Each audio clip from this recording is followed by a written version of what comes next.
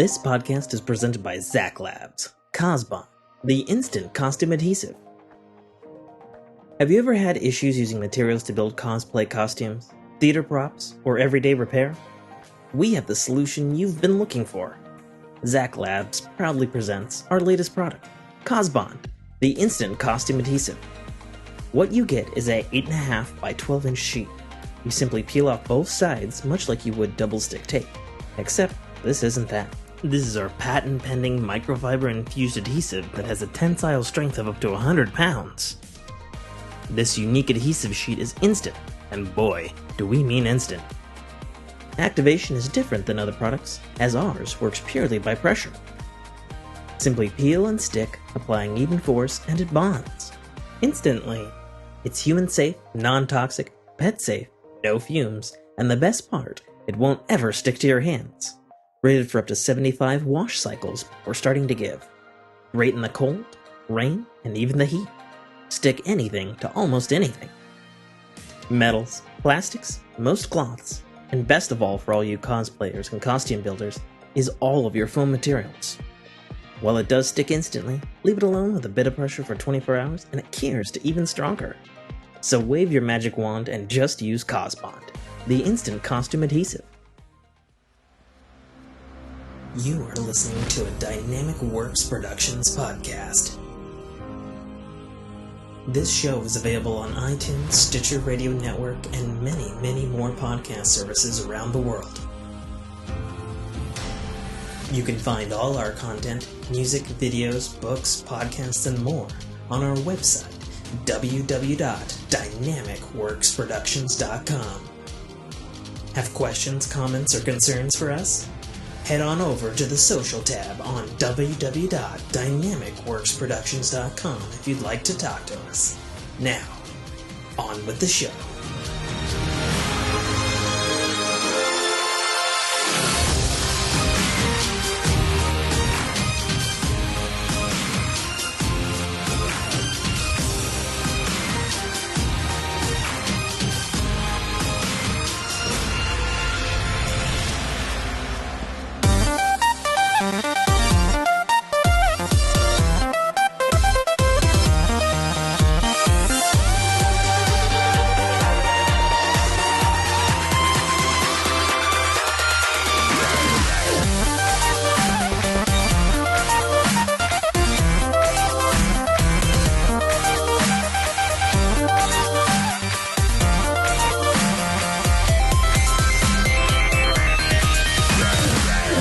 What's going on, everybody? Welcome to the first episode of the Fork in Your Ear podcast of 2019. That's right. A new year, new you, I think, is usually what people say. I'm your host, as always, author, podcaster, gamer, Tim K.A. Trotter. And pitch hitting for Mike List this week is the one, the only, the troll of trolls, the Kona Rocket of Kona Rockets, the one, the only, Will Walter. Hey, how's it going? It's going okay. It's going okay.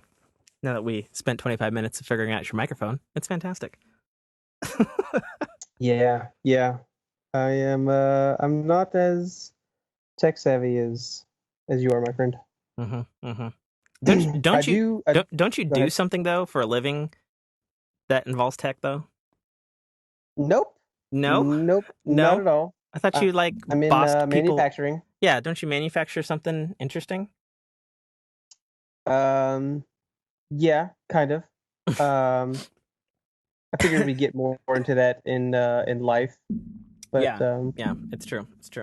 I do want to thank you for letting me on the first show of the year, and I think this is the first. You were saying the first nude episode that we're doing, so I really appreciate being on. Yeah. Wait, you're not naked right now? No. Oh. I'm at least wearing a condom.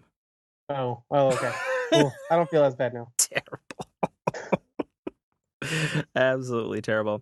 So, I guess you are familiar with the show. Welcome back, Fork family and Fork listeners. We usually spin a ring and we select from 4 different categories of topics, and we get into them. I'm realizing now that my ring is actually on the desk away from me right now. So Do so a RPG roll. Do yeah, RPG I'm bot, and gonna it's like 1 to 5, and I'm gonna do that, and then we'll just go and list from our Discord. sure. Let's see. So we'll go roll d20. All right, so that's an 11. So would we count 20 down, or Sure. because Whatever. each okay, we rolled at 11, so let's say that's middle of the road. So if we're going sequentially, we've got life would be 5, entertainment would be 11, video games would be 15, and tech would be 20, or at least in that range, right? Sure. So then an 11 would be entertainment. Yes. I think. Yes. Let's do it. Okay, cool. So, entertainment. A lot of stuff has been going on in entertainment.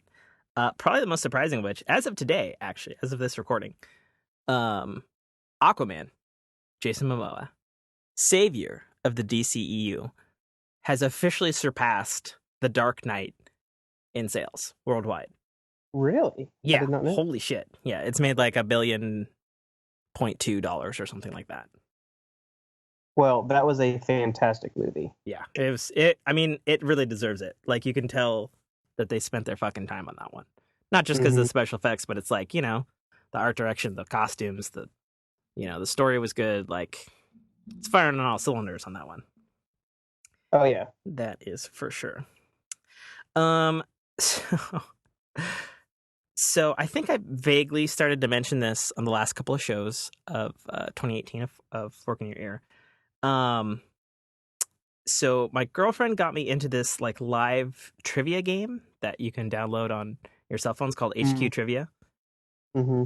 And like when you win it, like there's like a pot of money, and you earn like real money and get sent to your PayPal.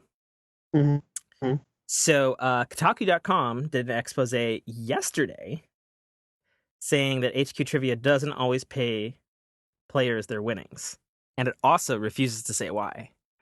So I'm like, that's not good. So just randomly, they just don't pay people sometimes? I guess. That's the whole hook of the show. You play, you win, you earn real money. And it's divided amongst the winners, right? So it's like you answer 15 questions, or 12 sometimes. And if you make it to the end, like say if there's like 100 people and the pot was like $100, that means everybody gets $1. But like I think their New Year's one was like $1 million on a car or something like that. What? Yeah, stuff like that. But the thing is, though, is it's like of that $1 million, like it was actually pretty easy. Like I watched the one on New Year's, and like it was like it's like 55,000 people or something made it to the end round, and so everybody only got like point or like 63 cents. Dang. And then of that winners, one of them got a car, apparently. Huh. Yeah. So, but it's like the fact that Kotaku is reporting on this on a trivia game that I just started playing like a month ago. And I'm like, that's not good. Kotaku does investigative reports on the gaming industry. So that's not great. That's not good at all. Just for kicks, so the last episode we did of 2018, which unfortunately last 20 minutes got real shitty recording, which is my fault. I'm still apologizing for that in 2019. Me and Mike were doing our top fives of the year. And since you're our guest, I figured I'd put you on the hot seat right now. Like, what's your top 5 TV and movies of 2018? Oh gosh. If you want some help, I've got the list of what I said last week for myself. I broke it up into TV and movies. So for TV, for me, I had number 5, Westworld Season 2. Number 4, New Girl's final season. Number 3, Netflix's Lost in Space. Number 2 was Altered Carbon. And number 1 was Star Trek Discovery for me in 2018. Okay, and that was TV? Yeah, that was TV. Definitely on my list is Altered Carbon, Oh, excellent. and Westworld Mm-hmm. for sure. Okay. I don't watch a ton of TV. Mm-hmm. I've recently I'm way behind, and I've gotten into the Marvel Netflix, which is being canceled all over the place now. Yeah. By the way, But actually speaking of that, put a pin in your list for a second. okay. Details are finally leaking out as to what the fuck is the deal with the mass exodus from Netflix, other than the fact that Disney Plus streaming is starting sometime this year. Hmm. So I guess the thing is, so concrete facts. The contract with Marvel for the Netflix shows is as long as Netflix keeps producing the shows, um, they can keep making as many as they want. Like it's an indefinite contract. However, Okay, the other side of the contract is if they stop producing shows, Disney gets the rights back within 3 years. gotcha. And so that's concrete. That's leaked contractual data that people have discovered. And then the rumor on that is like, so if they're canceling all the shows, including, the big ones like Daredevil, which has been supposedly successful for them, Hmm. the rumor is that Disney's probably just fed them like a fat stack of cash and be like, hey, cancel these. We want the rights back in 3 years. Right. That's a You know, long time to wait, though. well, yeah, but I mean, if their contract was indefinite, get the ball rolling now, right? Yeah, I guess. So I I don't mean, know. I'm not happy, but Yeah, I agree. I agree. It's weird, you know. yeah. But sorry. Continue on with your list, Will. So, I mean, those like I said, I don't watch a lot of TV necessarily. So, I mean, those would definitely be my top two. Hmm. I mean, usually Game of Thrones is on there, but Yeah, wasn't. obvious. Um, Now, movies wise, I see a decent amount of movies. Hmm. Um, So for reference, my list was number five. Was Game Night. Super mm, funny movie. mm-hmm, Number four, A Quiet Place. Because mm, I didn't expect to fucking like it so much. Also, I saw it in theaters, and it was quite the experience with a live audience. yep, I did as well. Number three was Solo: A Star Wars Story, which I thought was amazing, despite the fact that it obviously did not do well, and the angry Star Wars fans shat all over it. And then I surprised Mike with this one. Number two was Infinity War. Number one was Aquaman for me. Hmm. And like, don't get me wrong, like Infinity War was fucking amazing. I love every minute. I anticipated it so much. However, Aquaman, is like I expected nothing. I'd heard on the grapevine that the fan screenings was like, oh, it's really fucking good. And I'm like, okay, And then I walked out of that theater and I was fucking grinning, I was Hmm. grinning from ear to ear. I was like, that was a fucking good time. So, and then my honorable mention was Spider-Man Into the Spider-Verse. I have not seen that one yet. It was fantastic. My only complaint about that was just a personal thing. The first time I saw it, I missed the first 20 minutes of it because Mm, I was going to see it in a different town, meeting up with a friend of mine I hadn't seen in a while, and I missed the exit. mm, And it was like one of those where you miss the exit and then you got to go down the freeway like 15 minutes and double back, and I was like, oh fuck. yeah. One of those things. Um, so yeah, but yeah, your movies, go for it. Okay. So, first I'll say ones you that are probably pretty popular that don't make my list. Mm, Um, okay. so, Black Panther. Hmm. It was just okay to me. I know like a lot of people were, all about that and like, oh, I'm just like, it was okay. I mean, it, I it agree. it was more of a Wakanda movie and not a Black Panther movie to me. You didn't see a Oh, lot of Black Panther. that's actually a very interesting viewpoint to take, because like my complaints about it last year, and everybody knows this from like because it came out early, so everybody's been hearing my thing, so I won't belabor the point too much. Was um I felt the pacing was really wrong in the back Mm-hmm. half of the movie, and I also felt like don't get me wrong, like I thought it was very good, and the villain was fantastic. but like I didn't like the whole like I talked about this on Twitter too, but like so like Aquaman has a fucking scene where they're like fucking fighting to the death for the King of Mm-hmm. Atlantis, and Black Panther has a scene where they're fighting to death for King of Wakanda. Mm-hmm. And in Aquaman, it was like the dude didn't want to be there. He was gonna fight him anyway. Like Mm-hmm. it felt logical the way that was happening.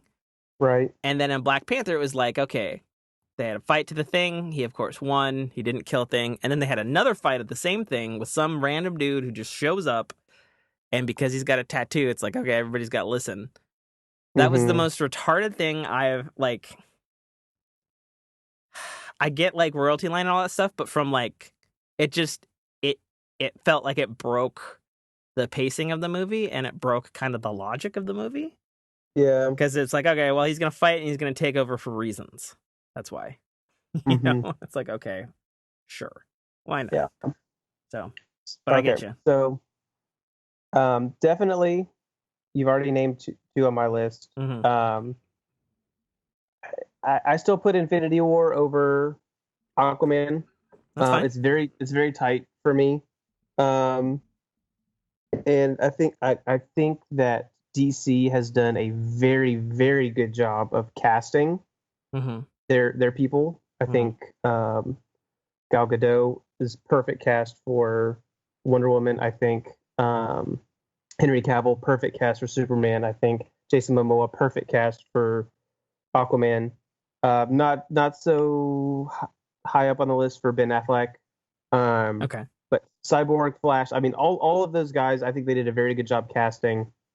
Um, and it was very disappointing to see, Batman versus Superman not do as well as a lot of people wanted, and then Justice League not do as well. Um, Yeah. I mean, the whole controversy surrounding those movies is very weird to me because it's like, I assume you've only seen the theatrical cut of Batman v Superman. yes. Yeah. So there's a director's cut or an extended cut or something, and it is way better, but it still has problems. But it's like, like I'm sure you probably walked out of Batman v Superman and you're just like, some of this shit didn't make sense to me. Mm-hmm. And there's a lot of stuff in the extended version that like basically all of like Clark Kent's subplot in the film got cut out. And it's Mm, like the interstitial thing that like, it's why Superman gets so angsty towards Batman, yeah. because he's like gone to Gotham and he's being an investigative journalist. Like he's interviewing people as Clark Kent. And it's like, Mm, and so he gets this idea that Batman is this fucking torturer, basically. And gotcha. it's like, oh, that makes sense, you Mm-hmm. know? So, like, it makes a lot of little things make more sense. And it's Right. unfortunate that that's not what they went with when the movie came out. And then, of Right. course, you know, nobody will probably ever know whether a fully completed by Zack Snyder version of Justice League Mm-hmm. will be, air quotes, better or not than the ultimate one that was finished by Joss Whedon. But it's like the dude had a family tragedy. Like, Yeah. you Stuff can't happens. begrudge anybody if you're a famous movie director and their daughter fucking kills themselves. Yeah. Like, it's ridiculous because it felt like everybody was super understanding, and then League came out, and they went back to like hating the fact that he didn't finish the movie. And it's like, are you serious right now? Yeah. Like, like we all get what happens, you know? Yeah. Yeah. I mean, I wasn't upset with him at all. Yeah, Um. So agreed. I think the issue with obviously this is my opinion. Hmm. I think the issue with the DC universe right now and the way they're making the movies is I think that they originally went the mentality of we're going to be dark and we're going to be this thing, and it's like just because Batman is Hmm. dark doesn't mean your whole universe has to be dark. And I think that's one Agreed. of the things they did very well with Aquaman was Aquaman doesn't have to be dark. It can have dark moments, Hmm. but the CGI and like that one scene where it's that transition of like where he can like see underwater and like all like Mm-hmm. the life comes and is like luminescent and like Mm-hmm. that was like a really cool scene in Aquaman. And like you can still have all these really cool themes and not just be this super dark, dreary universe. Agreed. Like, I think, did you see Venom? I did. Okay.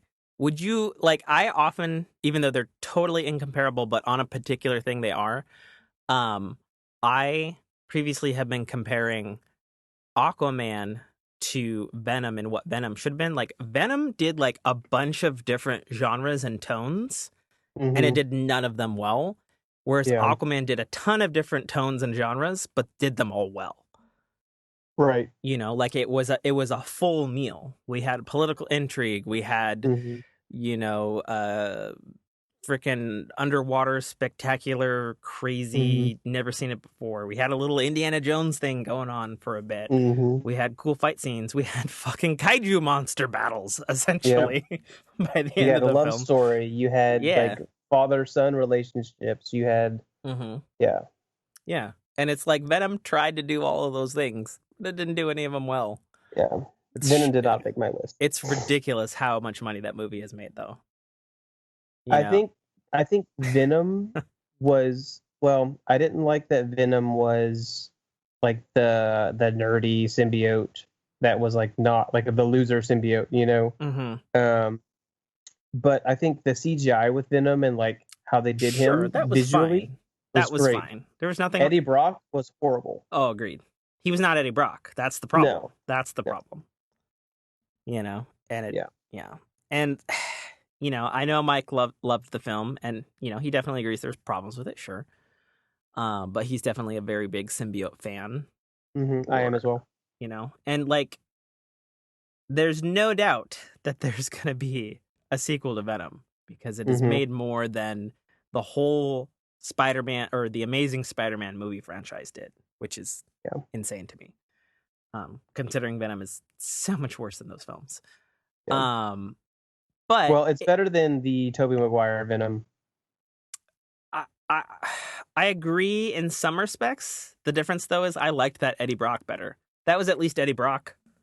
No, that wasn't Eddie He, Brock. I mean, he was though. He Mm, was a photographer at the Daily Bugle. He tried to shirk Parker. He tried to steal his girl. He was angry about it. Now, do I yeah. agree Topher Grace was the best fucking possible actor to play Eddie Brock? No. At No. the time, in comparison to a Tobey Maguire, I think that works. But at least the character was Eddie Brock and not some famous YouTube, Instagram Yeah. journalist fucking guy who Now, rides a now Tom motorcycle. Hardy as cast as Eddie Brock is a perfect cast. Oh, I have no problem with Tom Hardy. It's just that script, man. He wasn't Eddie Yeah. Brock. Yeah. Yeah. Wasn't Eddie Brock. Could have been any other guy. Name him Hmm. any other guy. Yeah. Seriously. Anyways. But I Okay. digress about Venom probably too much. Another movie that did not make my list: Okay. Fantastic Beasts: The Crimes of Grindelwald.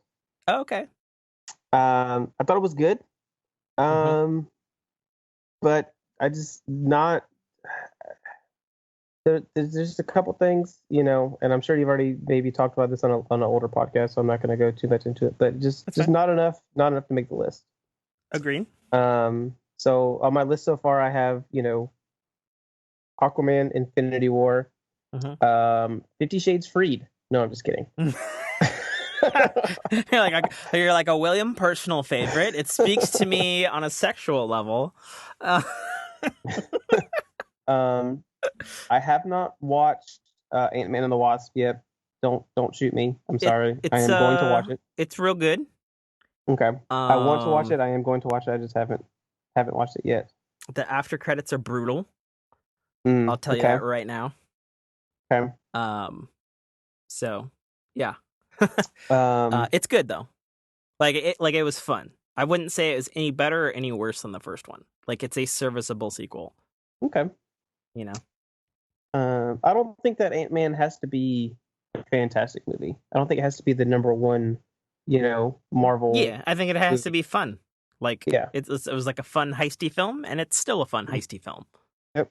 Ant-Man, I feel like, has been what it is needed to be in that universe, and I'm fine I with that. agree. I agree with you. I agree with you 100%. Next on my list is Deadpool, Deadpool 2. Okay. Yeah. Uh, I love Ryan Reynolds. Hmm. Um, so that movie was great for me. I liked. Like man crush love. Um, It's okay. yeah, You can say it. yeah, yeah. He's pretty. Um, I just kind of want to hang out with Ryan Reynolds. Like I I feel like, mean, he does seem like a fun ass dude, right? yeah, he seems like I could just chill with him and we could give each other shit and like Yeah. it'd just be fun, you know. He'd be way cleverer than you, though. Oh yeah, yeah, but Like and if you watch that you dude know, on interviews, that dude off the cuff is yeah, amazing. and he's married to Blake Lively, so Hmm. super jelly. Um, and I don't care so much about that. I mean, I cared when he was with Scarlett mm, Johansson. yeah, I'd be like, two sexiest power couples right there. yeah. I mean, they're still a power couple, I think. But um, the next one that didn't make my list, Ready Hmm. Player One. Oh yeah, did you not like it? It was okay. I mean, Buzz, one of our mutual PlayStation friends, Uh-huh. he and my brother-in-law, Hmm. um, he had kind of hyped it up a lot, and he had read the novel, and he Oh, kind of okay. told me stuff about the novel, and apparently the movie is nothing compared to the novel, and so I heard that for like a long time, and I'm like, okay, well, I thought it was good. I just didn't think that it was. I like the concept. I like, Hmm. futuristic. Everybody wants to be, the main character guy, like the one, the Kirito of Sword Art Online, Hmm. Um, but yeah, I mean, it was good, just not enough to make the list. I mean, I thought I definitely wasn't good enough to make the list, but I thought it was a return to classic Spielberg. Like Yes. it had that I don't know how else to describe it other than that Spielberg kind of magic. Mm-hmm. Like that kind of that Close Encounters E.T. Indiana Jonesy, adventure movie that he kind of really basically made the template for. And it was Yeah. nice to see him go back to that. And I just Mm-hmm. think in a couple of areas it was just a little rusty because he'd been doing a bunch of serious works and different things and whatnot, because he's done a lot of stuff, Yeah. you know. But I too was aware that it was made based off of a book, which actually a very close friend of mine who I call my sister, even though I don't have a blood sister, but if I did have one, it would be her. She actually got it for me, and I sadly never read it. Uh, Mm. it's somewhere on my bookshelf. But my understanding, having seen it a couple of times and I watched the special features and whatnot, is one of the reasons that it changed so much from the book was because has the book can use any character from anything, and they were Mm-hmm. limited to whatever Warner Brothers had, Mm-hmm. with the exception of a couple thing where they got the licenses for, like some of the video game Right. stuff and Gundam and Gundam and you know, but that was kind of really gotcha. the why a lot of stuff changed or had to Gotcha. change. So Side note, are you an only child? I am an only child. Oh, okay. Okay, I see how it is. Known each other for years. Never asked these questions. How many siblings do I have? Ah. None? Nope, I have one younger brother, Oh shit. and Younger I brother? actually have a stepsister and a stepbrother. Well, I knew that, obviously. Um, you knew? How did you know that? Obviously. Because I did. Okay, sure. Muhahaha. Muhahaha. So well, not these aren't anywhere, but number four, the fourth one I'm on really more my, interested in the fact that you have a younger brother. How come we never hear of him? Is he like way younger? he is 12 years younger than I am, so he is junior in high school. Okay. And he doesn't play So games apparently. he's an Xbox guy, and Oh, I see. you know, and Okay. plus, like, he's like So the he's who I'm gonna play Call of Anthem with. Duty. Okay, gotcha. He's like the Fortnite, Call of Duty, like Minecraft, You Okay. know, I'm just like, ugh. I mean, You know, Fortnite's good, or at least it was back when we were playing. I have no idea how to play it anymore. Like, yeah, it has changed so much in the last yeah. couple of months. I don't even know where to begin.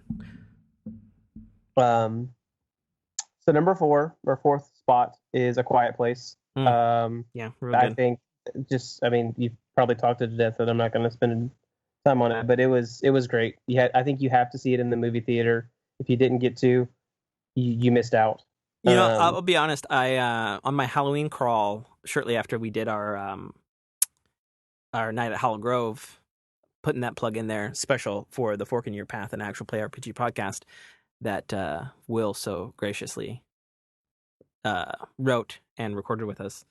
I did my Halloween crawl, which I do is now an annual thing, and I did it mhm, with my buddy Jay, who I hope one day to get on the show. Really want to get that dude because he's fucking funny.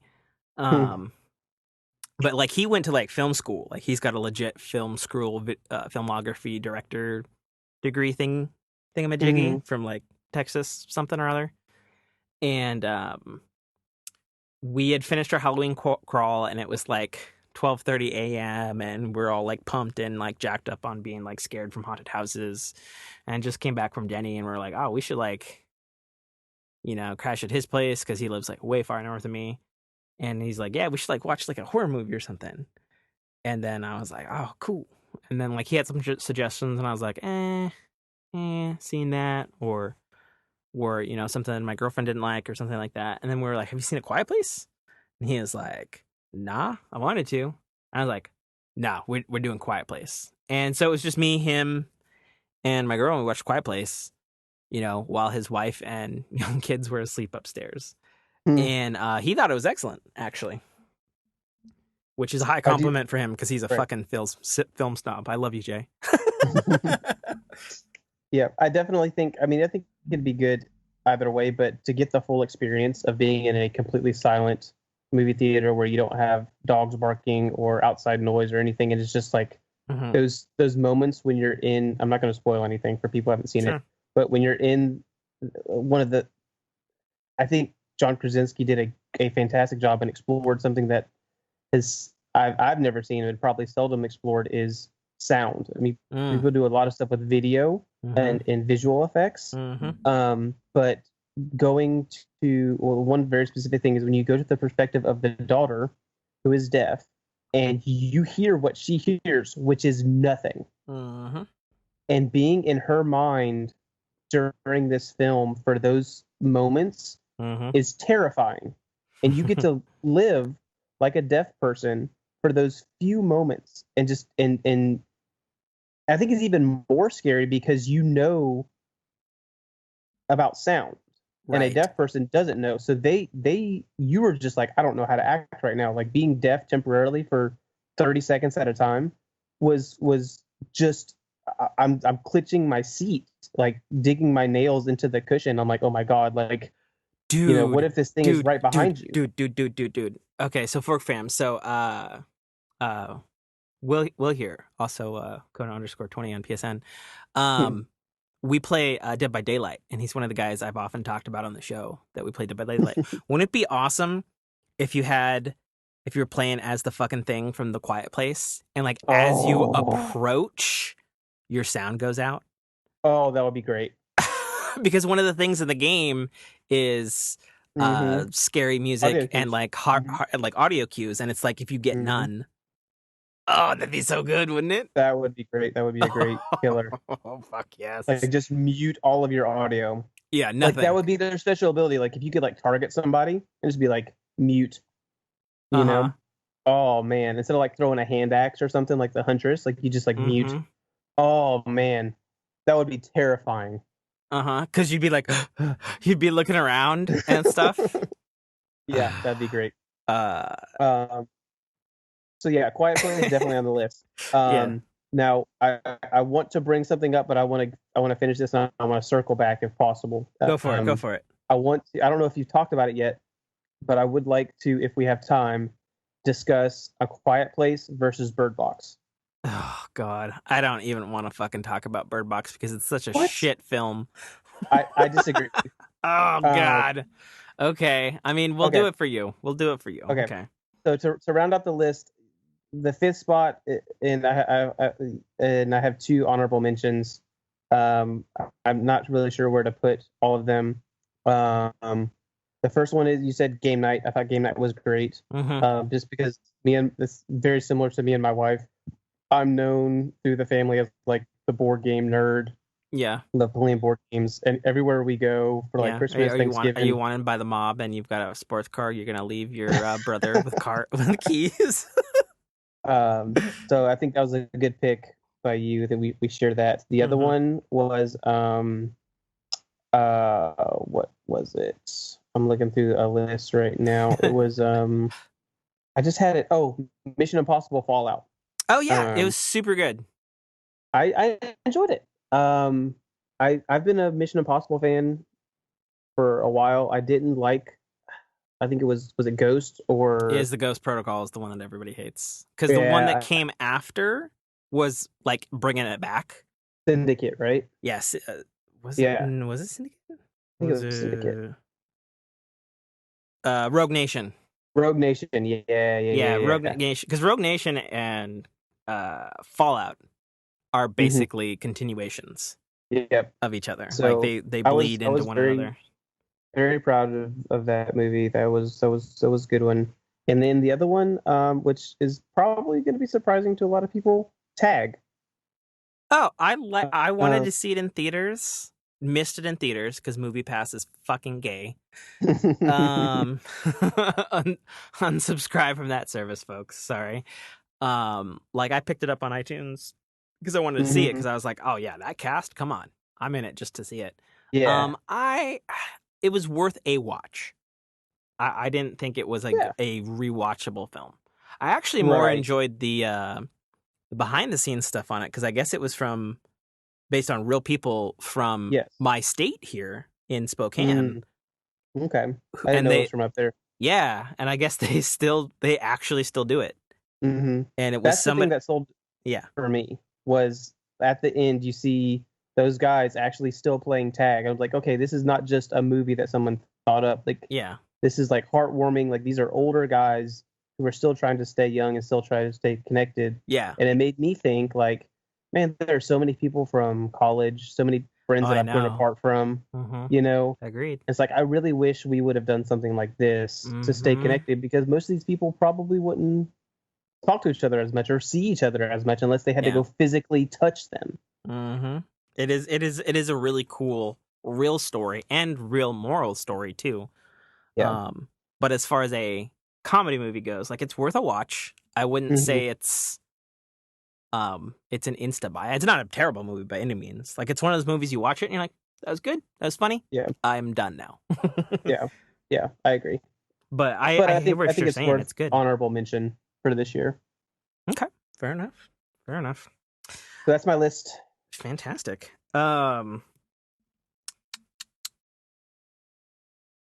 So quick fire question on TV shows and movies that you didn't see in 2018 but wanted to. I wanted to throw out I didn't see Bumblebee, unfortunately. I'm hearing good things about it. Wanted Same. to see it. Um and I wanted to see Predator 2 as well. Or The Predator, I guess it's called, because the original one is called just Predator. Um didn't see that one in 2018, and I didn't see um something else, probably. And Hmm. then the only TV show that I can think of is I wanted to see that new one with Nathan Fillion, The Rookie. Mm, Have not had a chance to see that yet. So anyway, probably change topics now at this point. sure. Okay, rolling the dice. The digital dice. Do like 7, 14, and 20. Oh! Before we move on, while I roll, we should also probably do what we're looking forward to this year, as far as movies are concerned. Game of Thrones. Oh, movie. Well, I guess I should probably say movies and TV shows. Yeah, I'm definitely looking forward to Game of Thrones. I'm definitely looking forward to season 2 of Star Trek Discovery, which premieres the end of the month, which I'm super stoked about. Um, yeah, probably Game of Thrones. I don't think we're getting Westworld this year. But His Dark Materials on HBO is coming out this year. I'm really looking forward to that because I have read the books. Hmm. If you don't know, that's the remember from a few years ago, I was like Disney or somebody, the Golden Compass, Yes. polar bear, kind of magic-y. Mm-hmm. Yeah, so the series is called His Dark Materials, Okay. and it's like it is actually super dark, which is kind of Okay. surprising the way. Like it's kind of funny. Like the first book is kind of like cutesy and Harry Pottery, and then it's like it gets into uh like God and Satan killing each other and like turning their backs on humanity and shit, and it gets like really crazy, like God tier fantastical, like religious stuff. Okay. It's interesting, and they're great books. A lot of good Okay. stuff in there. So the fact that it's a series is coming out this year on HBO, it's a joint effort, interestingly, between HBO and the BBC. Okay. So it's kind of a perfect fit for HBO because it is really dark, actually. Hmm. There's like, yeah, there's a lot of HBO themes in there. Let's say that. Okay. So I'm looking forward to those as well. Oh, and I'm also looking forward to the live action Cowboy Bebop on Netflix. I did not know that was coming out. Yeah, it's coming out this year. I guess they've been filming it last summer, and then obviously because it was on my list last year, hopefully season 2 of Altered Carbon and season 2 of Lost in Space. Okay. So that's what I'll see there. Okay, rolled a 7, so that would be life. Yeah, I don't really have much to say for life. Things continue on in the business. Things are difficult. Don't really want to talk about it too much. We had a power outage last night. Apparently, one of the biggest ones in Washington State in a long time. It killed 3 of our counties, like the whole county's power, for like 6 hours. We've got our power back because we're recording right now. But I guess there's still people out there in our state that are without power for at least a couple of days, so that sucks for them. Yeah, real crazy windstorm occurred. It was like 42,000 homes or something. It was a lot. So that's what's been going on with me. What about you, good sir? I think you've got something here. Yeah. I am making a career change. Well, not really a career change, but I'm making a move Yeah. job wise. So currently I deal with manufacturing cable tray, which is just it's a support structure for electrical and data cables through Okay. facilities, and it's all aluminum. So they do it with like MRI rooms because aluminum is non-magnetic, so you Mhm. can't have any magnetic things in an MRI, or it'll get MRI is basically a big magnet. So, Mhm. but also in like oil refineries or like Google data centers, Mhm. or like anything that has a lot of power going to it, like steel mills. Or if you ever watch like a football game and they go through the service tunnels Mhm. and you see the football players running out, like up above their heads, you'll see like cable tray that holds up all the cables. Hmm. So something that no one ever really thinks about that exists, Sure. because like the cables they have to be supported somehow. They don't just hang from the ceiling, right? There's Mhm. a support structure there. So that's what we make. But and so I kind of do engineering and quality assurance Mhm. and developing quality management systems. Mhm. Um, this newer company, or the new company that I'm going to, is a much bigger company. I don't know if I should name drop or not, but You probably shouldn't, basically, since you're yeah, just probably, starting yeah, there, buddy. yeah. But basically, they focus on something more relatable to the masses, and that's like merchandise, and Mhm. specifically like college sports merchandise. Oh, okay. And what this particular faction of the company does, it's a smaller subsidiary. If you ever buy like a jersey or a hat or anything, and it has that, like Pandora has it, um, any kind of like licensed merchandise and it has that holographic sticker or tag Mm-hmm. or like mark on there, like a silver shiny little thing. Mm-hmm. Those things actually have security marks in there, kind of like watermarks, but like Right. holographic watermarks. Yeah. And by shining light at different angles, will reveal different marks. Okay. So there's engineering that goes into that, and there's different, and so what this part of the company does is they engineer, design, and then they print and manufacture those tags, stickers, all that kind of stuff. Oh, okay. And so they have a lot of big customers. Okay. They sponsor, or they don't sponsor. They work with a lot of different like collegiate schools and stuff. And so what they need me to do is develop a quality management system because they're getting so big, and they're starting to have defects, and so Okay. so I'll be moving. I've been packing today. I put in my 2 weeks. Cool. So you got a new place already? No, unfortunately, for the time being, we're Shit. going to be living with my wife's parents. Oh no.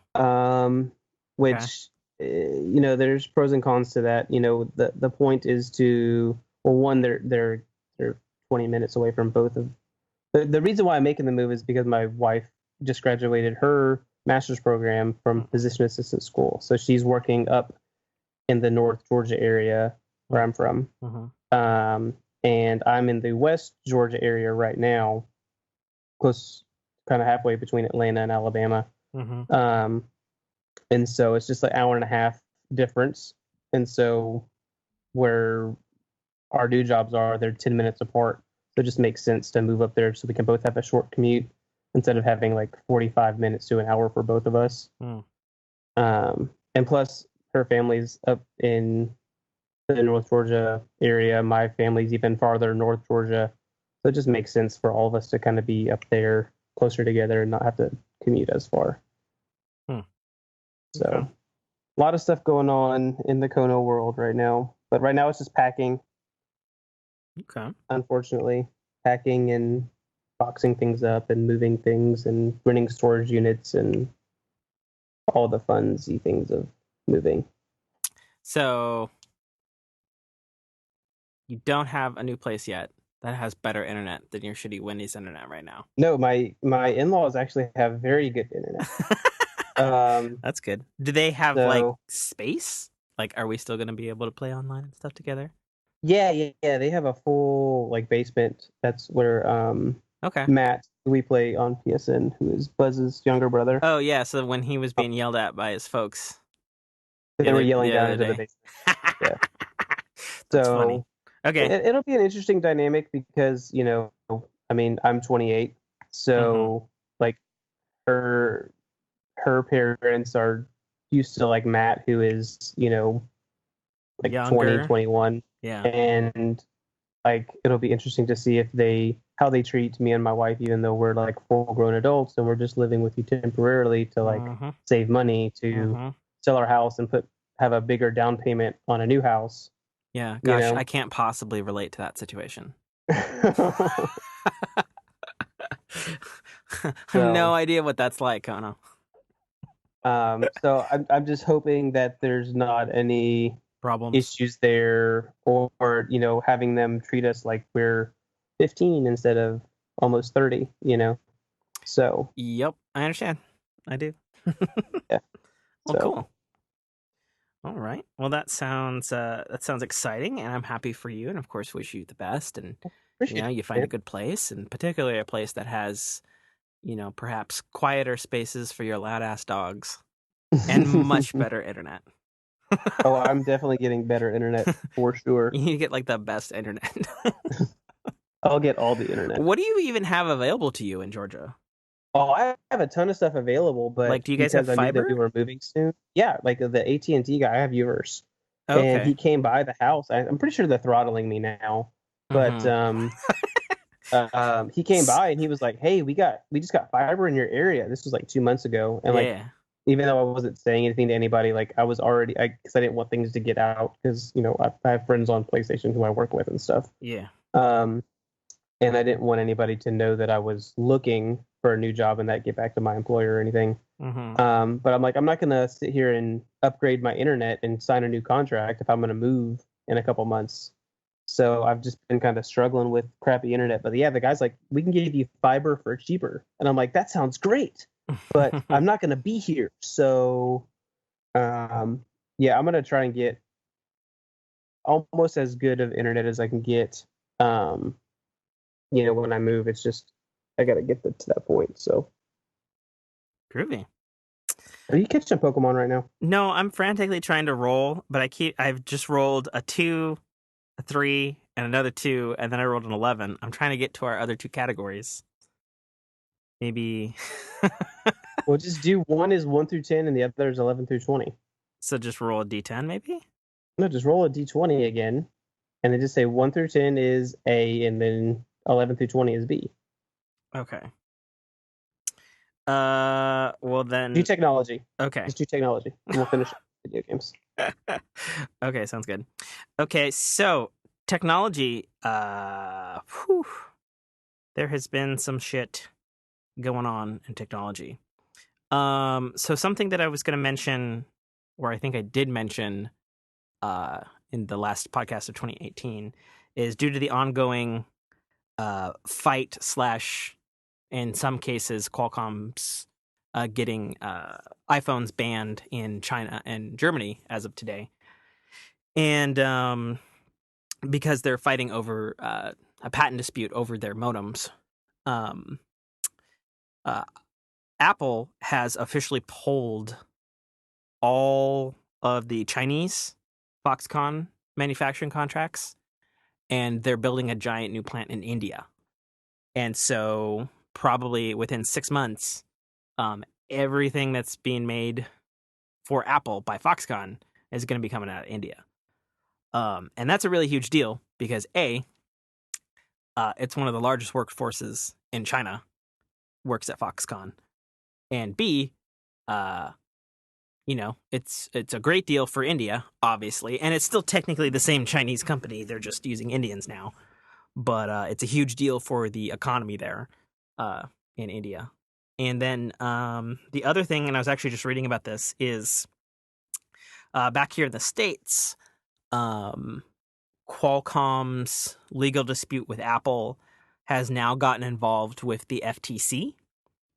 And the FTC has now partnered with both Apple and Huawei, the famous Chinese cell phone and computer manufacturer, as well as Lenovo. And they are all for against Qualcomm in this patent dispute. And so essentially, if you don't know what's happening, Qualcomm, very old, famous Texan chip manufacturer who's been doing stuff since the very beginning of the computer industry, and they own patents on a lot of stuff. And Qualcomm has basically a patent for a cell phone modem, which is then licensed out to companies like Apple and Lenovo and Huawei, and then other companies like Foxconn to then build those components. And basically, the FTC issued a statement today, actually. I don't have the article in front of me, but I just read it like an hour ago. That basically, like, Qualcomm has been a bunch of dicks, and they're going down. And it's the fact that they've got more than just Apple now against it, and the FTC is actually countersuing against Qualcomm, and these are all U.S. companies. Well, or at least Apple is, and FTC obviously is American. Yeah, it's not looking good for Qualcomm, and it boils down to Qualcomm has gotten extremely greedy and thinks that their monopoly shit doesn't stink. And probably what you're gonna see here is, for starters, it would not surprise me within a year or 2 years, Apple's gonna make their own fucking cell phone modem from scratch. That would not surprise me at all. At all. And then probably other people too, because if more companies are joining this battle against Qualcomm and being like, hey, you are raping us up the ass price-wise and stuff for your patents and your licensing and generally being an asshole, we'll just go do business elsewhere, you know? Right. And the reason I dovetail that with the Foxconn and the India thing is because it's like, oh, you got our shit banned from China? Guess what? We're not making our Apple shit in China anymore. Hello, India. You know? And it's like, I don't get why people are shooting themselves in their foot corporate-wise in this. You know what I mean? Like, it doesn't make any sense to just be assholes and then, like, a whole bunch of people in China are basically going to lose their jobs because they've forced the company that's having them do the contract work to go to another fucking country. Like, it's fucking messy. You know what I mean? And I was actually just talking about this with Jessica, and it's like you had an Xbox 360, right? Well, Nope. Never owned no? an Xbox. I thought I remember you saying that you had a 360. Nope. God damn it. Okay, well, anyway, you remember back in the PS3, Xbox 360 days, the original Xbox had the red ring of death? Yes. Yeah, so that was due to them having rushed both the design of the console and then they were actually manufactured at Foxconn in China, right? And what Microsoft did, because Foxconn fucked up and Microsoft also fucked up, is they opened a brand new Foxconn facility in Mexico where they've only grown that facility and it makes all of Microsoft's products in Mexico. Okay. And so it's kind of a similar situation of like people fucking up and then moving the work elsewhere. It's basically what I was getting at. And then the one other tech thing that I have today is and this just broke a couple hours ago and I can't even believe my eyes because like would you say like because like you obviously have an iPhone, right? Mm-hmm. And you're probably well aware of how much Samsung and Apple fight, right? Oh yeah. So what if I told you that they are partnering up this year? What? Yeah, so this just broke a couple of hours ago. So this is huge. This is like hell just froze over. So all of Samsung's smart TVs manufactured for the 2018 market and the future ones being manufactured for 2019 will have a firmware update which will integrate iTunes movies, TV shows, and allow AirPlay. Huh. So what this means is, Apple friends and Samsung friends, is that if you have a TV that you bought last year and it's a smart TV from Samsung, it essentially, with a firmware update probably coming in the summer, it will have the capabilities of the standalone Apple TV product that Apple makes, which is insane. It also means with AirPlay, which is the equivalent of whatever the fuck it's called on Android, I don't know what it's called, where you basically beam whatever content from your phone to your TV. Oh yeah. It also means that AirPlay will allow so much more stuff to be on your TV without an external Apple set-top box. That's like hell just froze over right there. Like like I can't even believe it. Like they've even got pictures of how the interface is going to look on the TVs. You know, and it looks just like Apple TV essentially. Essentially the Apple TV overlay comes on and it's built into the fucking Samsung TV. Like it's crazy. Wow. It's crazy because it's like Apple builds their own shit and that's kind of a hardware thing. Mm-hmm. I mean, it's software too, but it's like what even is happening? And I think this is just me thinking out loud. I think that it's a huge power play move of Apple knowing that they don't have a dominance in the actual TV market. Like, yes, they've had 5 different versions of the Apple TV set-top box since 2007 or no, 2006, I think, actually. And I've had 3 of them. Personally, I think it's a great product. However, I think it's an admittance of one, unfortunately, that their set-top box hasn't done that well. And two, I think it's part of a larger play because we've known for a while now that Apple's been developing its own TV service and movie thing to compete with Netflix and Amazon and Disney Plus and all this sort of stuff.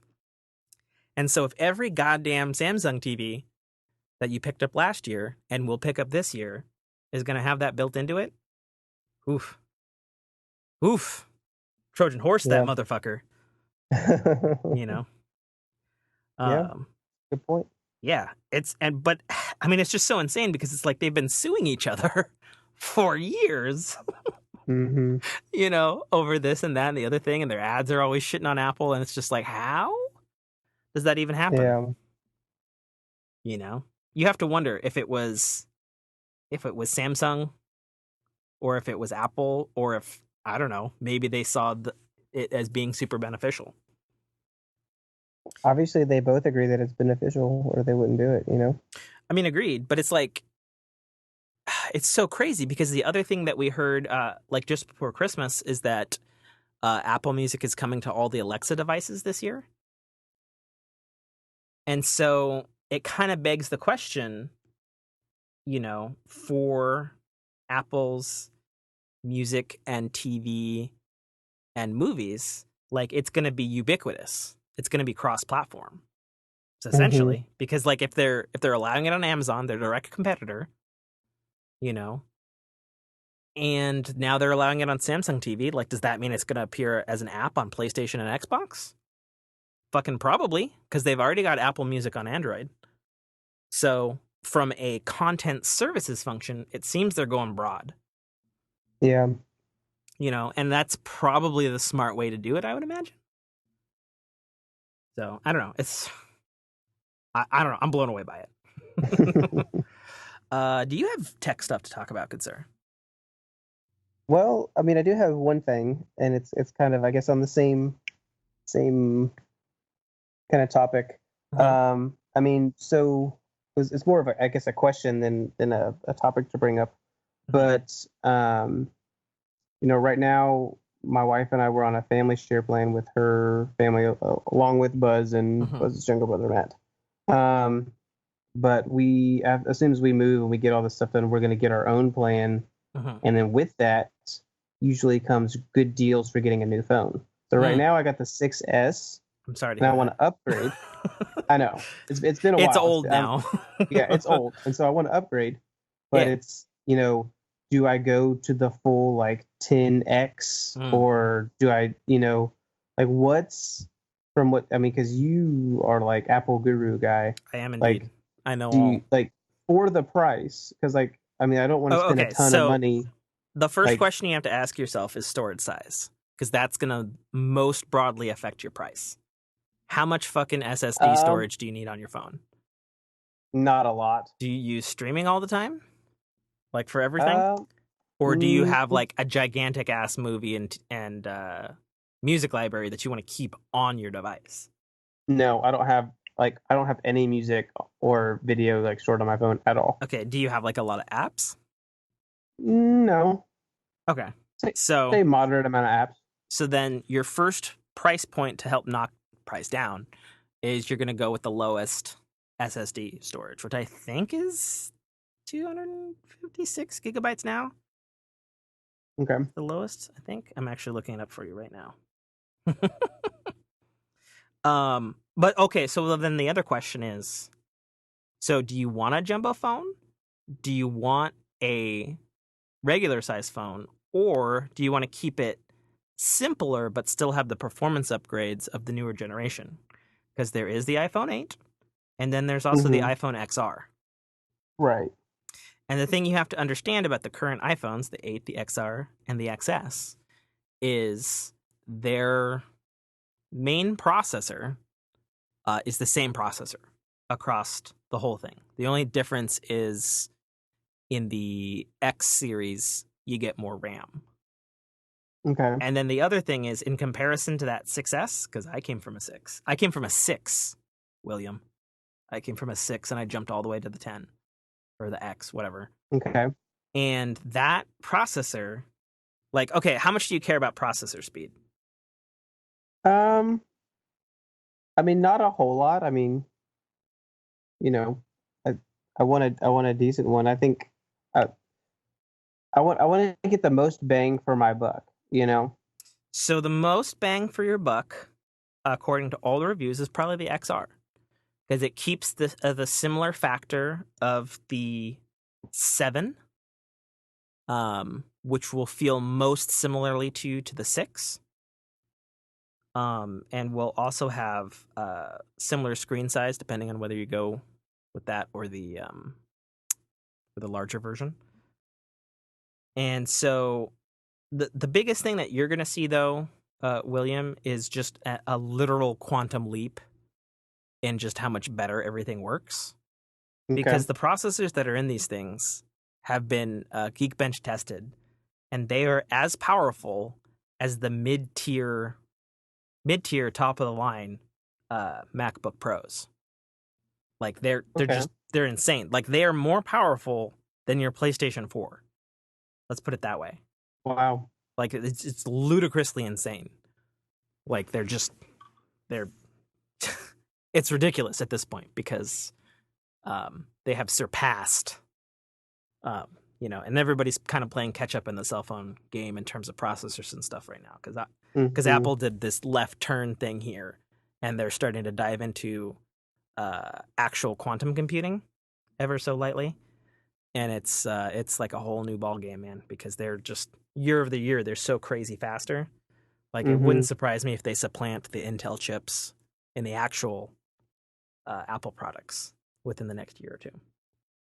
So I'd say from a jump from your 6S, like, storage is not really an option. So you can go with whatever's the lowest on whichever model. Hmm. So let me ask you this. Is camera matter to you? No, Okay. not at all. Like what matters to you on a phone then would be my question. um, I mean, I guess like speed. Um, like I hate like right now my phone is just so slow with some things, like just like opening up like Yeah. a text message, like battery life, um, like not I don't want something like obesely like that where I can't fit it into my jean pocket, because I'm gonna Mm-hmm. put I am a firm believer in putting like some sort of protective, like life proof or OtterBox on your phone. Okay. Because if you're going to spend almost $1,000 or more on a phone, you better freaking protect it. you know? I can agree. I mean, I'm not a fan of either of the completely ludicrous cases, and I work in construction where there's hammers and filings, and I've always gotten by with like I don't use a screen protector, and but I do buy a good case. The ones that I use right now are the dual layer Incipio cases myself, and they have a basically like this hard silicone polymer interior and then a hard shell on the outside, and that has worked amazingly well for me, at least in my field. And then for any sort of things which I've never really used, with the exception, I think I used it once on my 6 when the battery was going bad. But I'm a believer of Apple Care being the way to go. Mm-hmm. But like all that extra stuff, like putting like another glass layer on your screen and like a full fucking thick ass OtterBox, it just seems excessive to me. Mm-hmm. And I work in a field where you know, like my partner has, it's made by Pelican, but it's basically an OtterBox equivalent.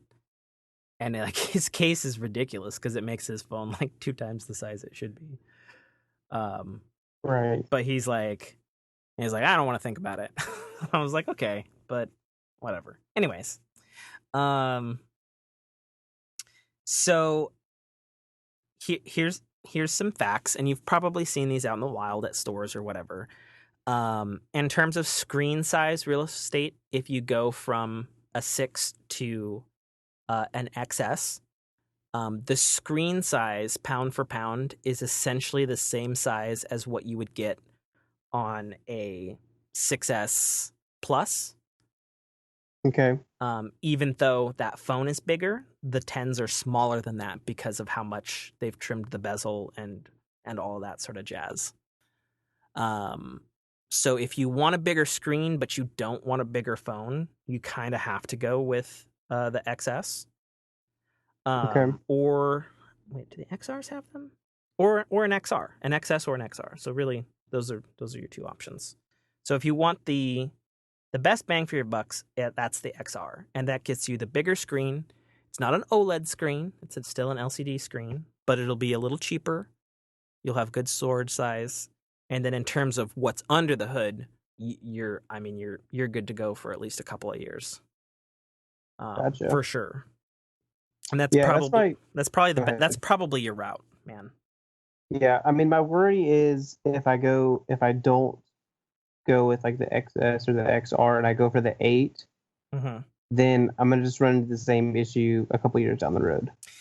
I don't think those issues are substantiated since they've switched to this processor, because now the whole line has the second generation version processor of what was in the 10. Mm-hmm. Like there's a legit. Okay, so like, do you remember like when you went from like maybe like have you always been a Windows guy? Yeah. Like, remember when you went from like a Pentium 4 to an Intel Core anything? Yeah. Remember how quantum leap, like it was like a fucking night and day Right. difference? That's what we're talking about here under the hood. From what you But have, is that in the now. same in the 8 Yeah, so as the they 10? all have the same chip, but if Oh, you're okay. talking about slowdown in the future, so like the 8 has less RAM. Gotcha. So basically the differences are physical make of the phone, screen type / size, number of cameras, and then RAM. Gotcha. So, for example, I'm pretty sure all of the 8, the XR, and then the standard XS. Actually, no, not the standard XS, because that's what I have. The XR and the 8 have 3 gigs of RAM, and then the XS and then the Plus phones have 4 gigs of RAM. Or they're not called Okay. Plus phones anymore. They switched the naming this year to Max phones, which was kind of dumb, but whatever. Hmm. So if you're worried about long-term stuff, obviously having more RAM, years down the line means you won't have to upgrade as often. Right. Because obviously having more RAM is better. Everybody knows this. Right. So, but I'd say for bang for your buck, for like the next 2, maybe 3 years, probably the XR. Because you'll Yeah. get the features, essentially, all the new features that you would have had in the previous year's 10, but in a price-reduced package. Right. So Okay. that would be my recommendation based on price. And then that also gives you a bigger screen, but not a bigger package as well, because the XR has the same screen or the same size of screen as the XS, which is just as big as the plus size phones or the Max phones. Okay. But, only you can determine the actual physical size of the phone you want to put in your pocket. I would strongly recommend going to, you're an AT&T? I am currently, Yeah, but that may change. go to an AT&T store, an Apple store, and like fucking pick it up, man. Mm-hmm. Because like I wanted to go to a Plus phone, but they're just too big for me. They're too big for my Yeah. pants. Like I don't Yeah. like how I need 2 fingers of thumbs on the screen to like type. Mm-hmm. You can't one hand shit on a Plus or a Max Yeah. phone. And I get the appeal of a giant phone. Like I get it. You do get better battery life because it's a fucking bigger phone. And you Mm-hmm. got more real estate and all that jazz. But it's like, I'm not ashamed to admit it, I have very thin wrists and I have very thin, lithe, girly hands. And like, a phone's just too damn big, Yeah. So I don't want to carry around an iPad in my pocket, basically. yeah, that's also my thing. It's like, I have an iPad mini for that shit. Like Yeah. realistically. Yeah. Yeah. You know, I mean, having been in a similar situation, going from a 6 to a 10 Mm-hmm. with my own upgrade cycle just a year ago was more than enough quantum leap for me. And the only reason I upgraded to my 10S this year, uh, other than the fact that I could, and I'm obviously a tech nerd, is because it offered dual SIM card functionality, which I do actually use for my work. So I have my work phone and my personal phone in the same damn phone, which is awesome. That's cool. Yeah, 2 different numbers. It's great. So, anyways, I guess that's tech. Yep. All right, well, then that leaves video games. Yeah, the best one. The best one. So in that same vein, what were your top 5 games of last year? And what are you looking forward to this year, Kono? Or William? Well, I did post that thing in the Discord about the top Yeah, I totally did not read 50 that. years. Yeah. Sorry. I'm Tim. Hey, everybody, post cool stuff in Discord. By the way, I'm not gonna read it.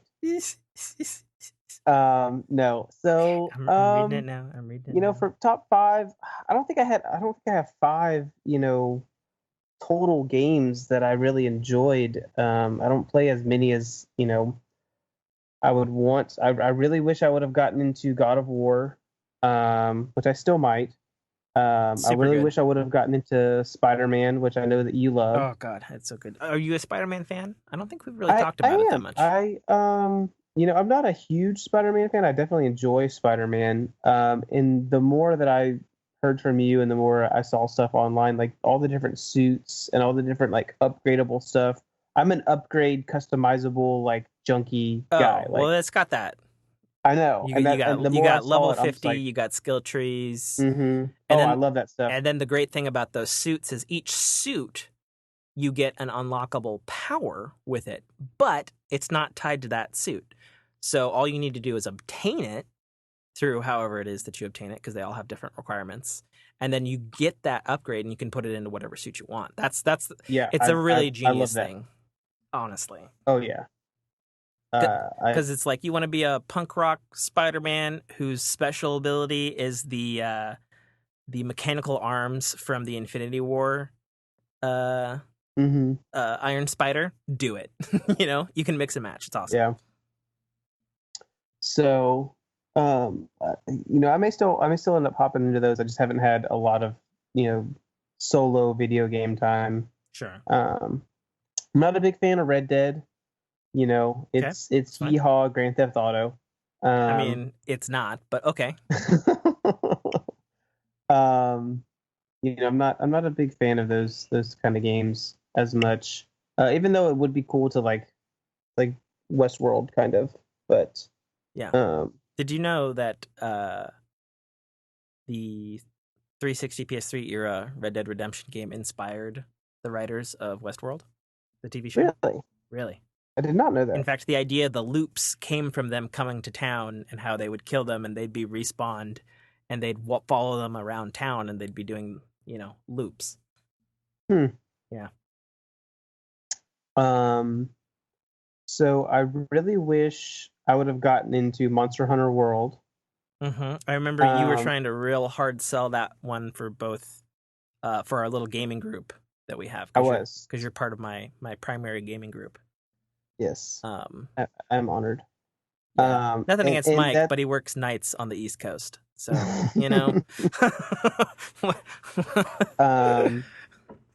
So I mean, that's that fantasy like D&D genre of like axes and swords and bows that I really enjoy. I know you're more futuristic in like space and stuff. I mean, don't get me wrong, I loved the aesthetic of Monster Hunter. I thought it was awesome. I just was like,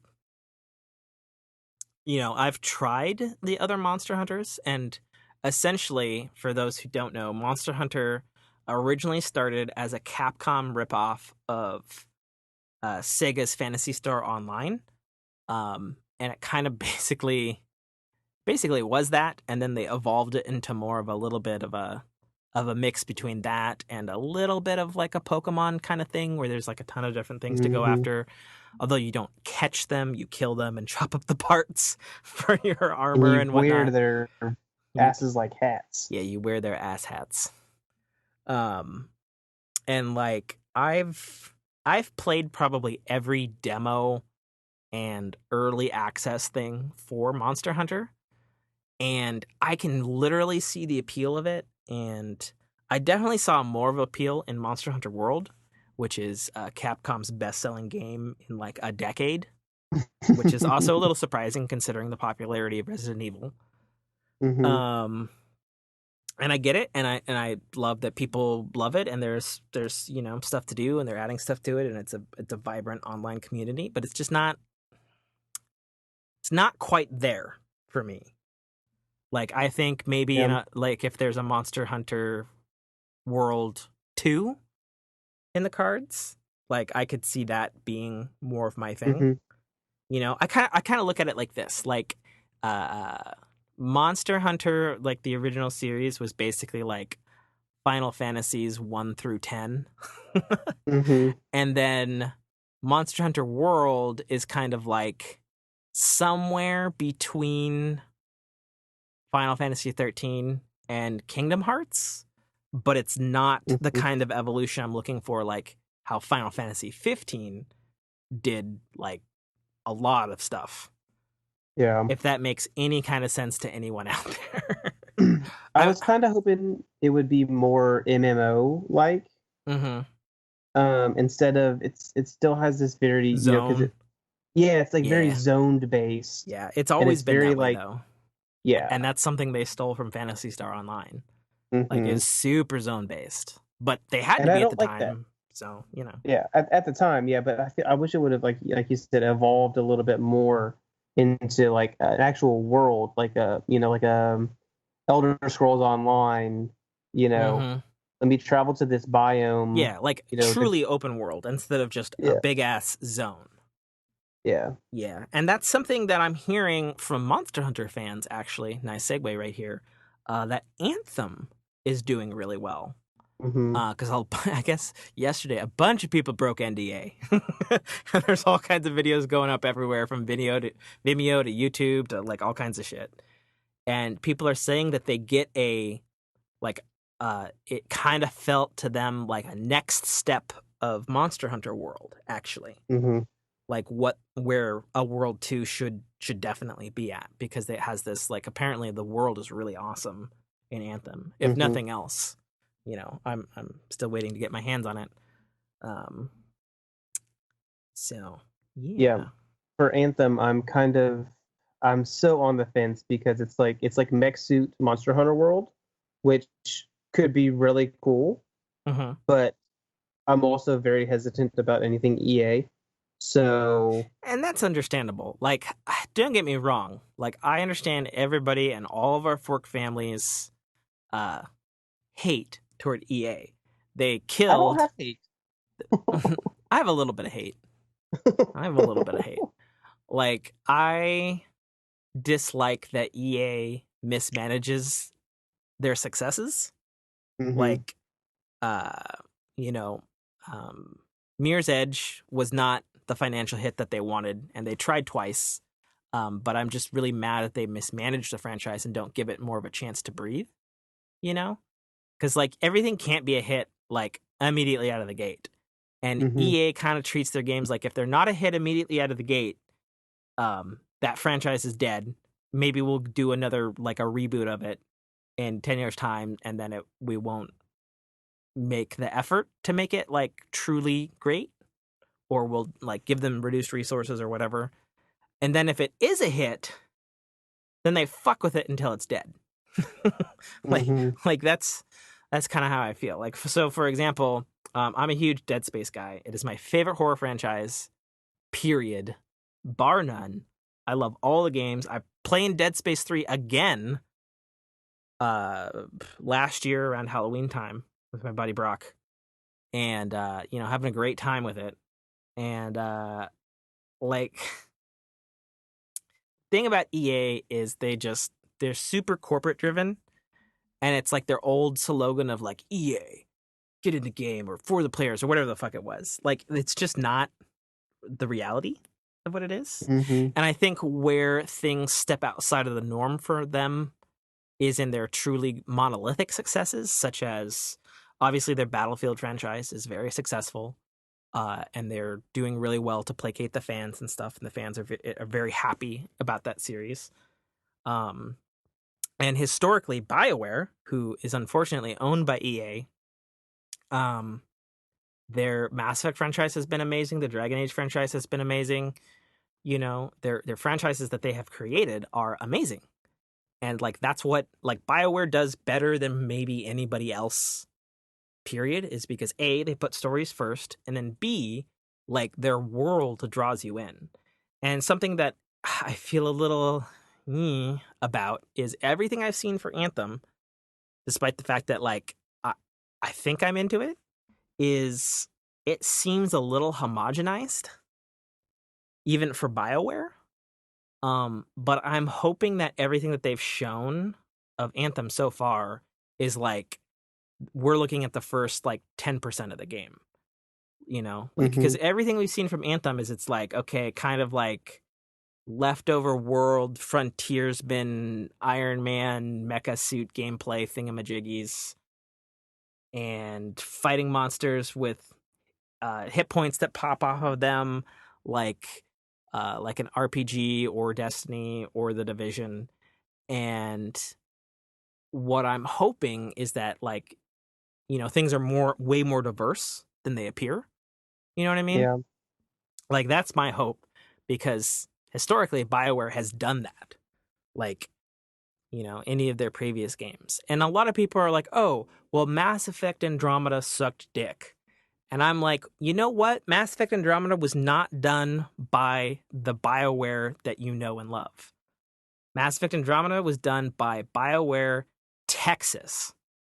Or no, not Texas. No, they're doing BioWare Texas does the Old Republic, a Star Wars MMO that's still going. Mass Effect Andromeda was done by BioWare Montreal. And Montreal is totally different than BioWare Edmonton. BioWare Edmonton is the original BioWare, like where the name started, like the you know, the A team, essentially. And so they've been working on this game since Mass Effect 3 and The Last Dragon Age. And The Last Dragon Age came out, it was what? Basically a console launch for PS4 and Xbox One. So, yes, very close. Yeah. yes, I'm worried about them handling multiplayer because they've never handled multiplayer in-house before. But we're talking about the A team here. Like, this is not, you know, it's not a sub-team, and it's just got the BioWare name. We're talking about the fucking A team that gave you the Mass Effect franchise and the Dragon Age franchise. So it's like, you know what, man? Like, don't count their shit out, you know? That's what I'm saying. That's what I'm saying. So yeah, I haven't made any decisions on it yet. I'm still very open-minded. You know, I'm the fence sitter right now. Well, then I think the thing to look at then, since we're talking so much about Anthem, is that Anthem has officially announced that there's another private demo coming sometime this month. I don't know the date. I don't care because I'm not in the private demo. Or I guess the VIP demo, they're saying. But February 1st through 3rd, 2019, there will be an open demo available to all platforms, PS4, Xbox One, and Origin for PC. So anybody can download it and anybody can play it. And I'm really looking forward to that because you gave me a nice weekend with the game. That sounds like just the perfect amount of thing to get anybody off the fence or put you all the way over the fence and be like, fuck you, I'm out. Because, you know, let's be honest, I don't know if the game's great or not yet. I think it might be, given the pedigree, but I don't know. We'll see. Because the thing that it has to deliver on is it has to deliver the BioWare magic of world building, which they're known for. Nobody does it better than BioWare in that category. And then B, you know, the game's got to be good. So yeah, I don't know. That's where I'm at on that. But I'm hopeful. I remain hopeful. So, Well, other games on my list for 2018. So probably not a big surprise since you play so many games with me. Dead by Daylight, even though it's not new, it was PlayStation Plus, so got it for free. Yeah. I've had a lot of fun. Definitely more fun with friends. It's not. I've played it solo a little bit as killer, and I think the killers are very good. I think that they've done a very good job with the game. I wouldn't necessarily buy the game, but I think the game would do very well as a free game where you can buy the characters or whatever. And we've enjoyed that as a group, I think, for a little bit, but I think we've kind of moved away from that. And then the other thing that I like is it's more of a concept as more of a game, but like Rocket League, Fortnite, and also Smite. And what I like about those games is I'm pretty sure Smite did it before a lot of these, and they're probably not the first person to do it, but the first game that I came across is this seasonal pass. And it's not a new thing, but I'm glad that more games are going towards this than stuff like loot boxes and other types of microtransactions. Well, I'll tell you why they're going towards it. There's a very specific reason for it, and I just have a couple of words, and they're basically go in sequence. You ready?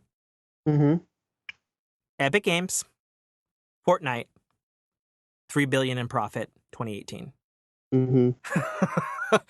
3 billion. Let that sink in for a little bit. Right. That means profit wise, that trumps any video game that came out in 2018. Yeah, I mean they got Game of the Year for a reason, I mean they didn't get Game of the Year though. I thought they did. Nah, they got Most Improved Game of 2018. Yeah, it was them, PUBG, and No Man's Sky actually were in the category for the VGA Awards 2018. Yeah.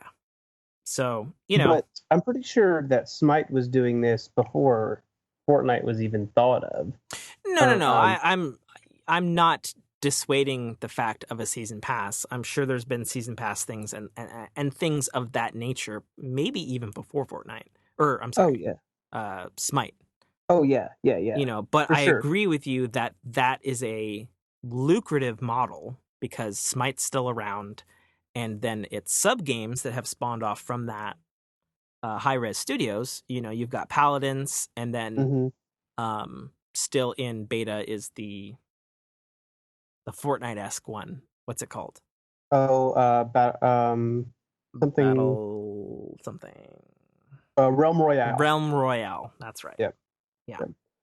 So I think here's my thing is as a company, I know that your goal is to make money, right? Sure. You want consumers' money. I get it. Some people are upset about that, whatever.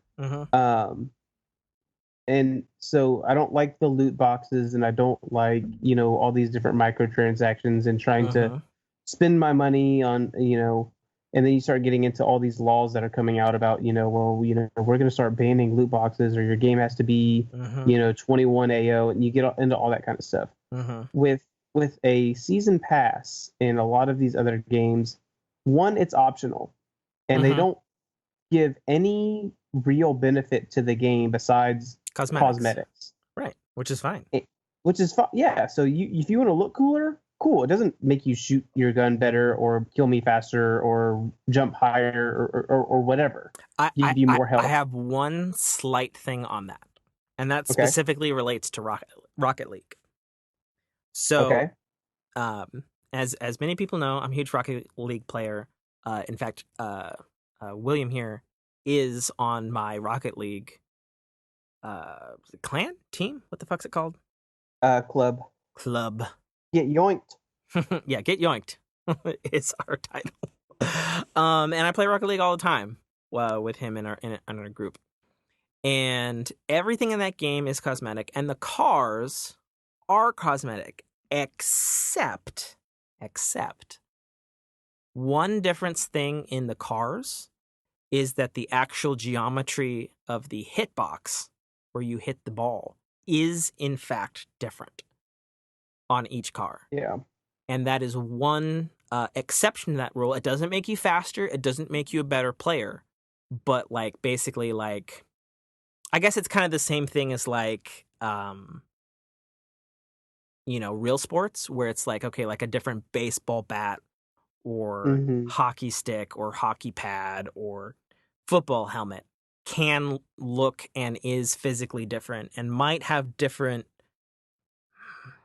maybe like performance features as Mm-hmm. you might call it. Like for example, I play with the Batman v Superman, bringing that back in, Batmobile, because A, it's the Batmobile, and then B, I actually really like it's like very low to the ground and it's very wedge shaped. I really like the way that its hitbox plays, and it plays to the way that I play Rocket League, versus somebody who has like the Euro van and it's like an oblong block. Like it's flat. You Yeah. can roll shit on the fucking back of the thing, and it's pretty good at being a blocking defense. Mm-hmm. So I would say that Mm-hmm. that's maybe the one game that not like a wrong, but yes, the cars are cosmetic looking, but the physicalness of them does Right. technically affect how you might play. Right. So it's not, Yeah. it doesn't make you better. It's just like Yeah. it's just a different tool, I guess. Mhm. I don't know. I'm trying to word it correctly. You know what I mean? So yeah, I mean, I just wish a lot of games would, and I think Fortnite is going to influence a lot of games to do this, is go to this pass type thing instead of doing, where Rocket League used to be, loot boxes and crates, and Mm-hmm. you got to get keys, and um you buy this pass for X amount of dollars, and you don't have to. You Mm-hmm. still get some cool free stuff, but if you want more cooler free stuff, then Mm-hmm. you spend this money, and the developers still get their money. The Mm-hmm. players are all happy. Mm-hmm. You know, I think it's a win-win for everybody. Yeah. I agree. I agree. So I kind of lumped all of those kinds of games for 2018 together. That's fine. Um, I'm just looking at the list that you did send because it's a great list actually. Sorry, I didn't read it. Um, I'm just gonna go through the list.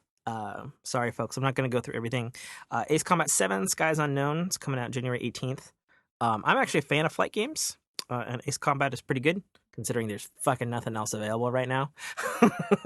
So hmm, it's like, well, it's either good or it's not. So I'm gonna wait and see on that one. Personally, I know Fork family member and former guest on the show, Burning Wing, uh, is really into that and also works in the aeronautics industry as well. So loves them planes. Some game called Anno 1800 coming from Ubisoft, February 26th. Don't know what that's about. Among Trees coming Q1 2019. First person survival. Don't know. I cannot express my excitement in adequate words for Beyond Good and Evil 2. For those who don't know, Beyond Good and Evil is one of my favorite games of all time.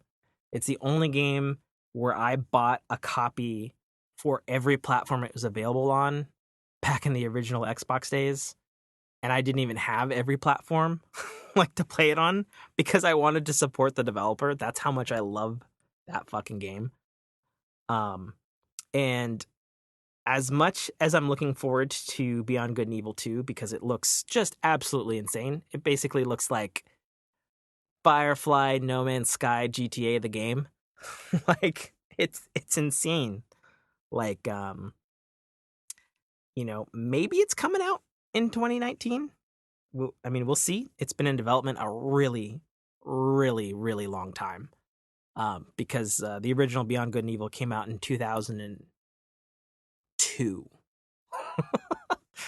So to say that the developers of Beyond Good and Evil 2, haven't been kicking around ideas for this game is an understatement. I'm really looking forward to it. It is indeed a completely different game than its original first entry. The first entry game was basically mixed. It's like a sci-fi Ocarina of Time mixed with Pokemon Snap, if you can imagine that, with a really mature story where you taking pictures would incriminate other corporations and shit. Like it was awesome, super awesome. And I would argue for anybody looking for a Zelda type game, it's available backwards compatibility because they did an HD release on it for PS3 and Xbox and probably PC, I would imagine as well. So if you have access to Xbox Live Arcade on either of those platforms, I would strongly encourage you to pick up Beyond Good and Evil. You won't regret it. It's obviously an older game, but it tells a story you will never forget and will definitely introduce you to this universe, which is a literal universe in Beyond Good and Evil 2. Like, it's got a planet system, No Man's Sky style. So, I don't know. It's going to be interesting. And it's also full 4-player co-op. But I'm really looking forward to Beyond Good and Evil 2. I obviously hope it's good.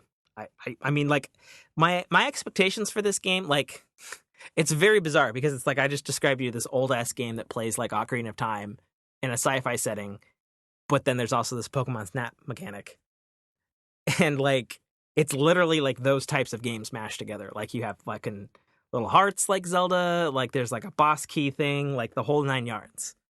And then I just described a game where you have a solar system, it's free open world, planetary explorations, and you're a gang of space pirates. I'm just like, it's like it couldn't be a more different game. Yeah. But to get back to that universe again, like, I'm excited. If it comes out this year, that's the thing. Because what they're attempting seems like maybe one of the grandest experiments in games since No Man's Sky, honestly. Yeah, but if anybody can do it, Ubisoft can. So, just saying. They got some resources. Anthem comes out February 22nd. We've already talked about that to death, so we're going to skip over that. Age of Empires comes out in 2019. Age of Empires 4, I should say. I played 2 a bunch back in the day on PC. It's pretty good, so those who are looking forward to that, cool. It's coming from Relic Entertainment, and because the original studio, for some reason, Microsoft closed down years ago. Very strange. Very strange they killed that studio when it was a very successful franchise. But Relic Entertainment are probably the best RTS makers in the business besides Blizzard. So, I'm sure they know what they're doing.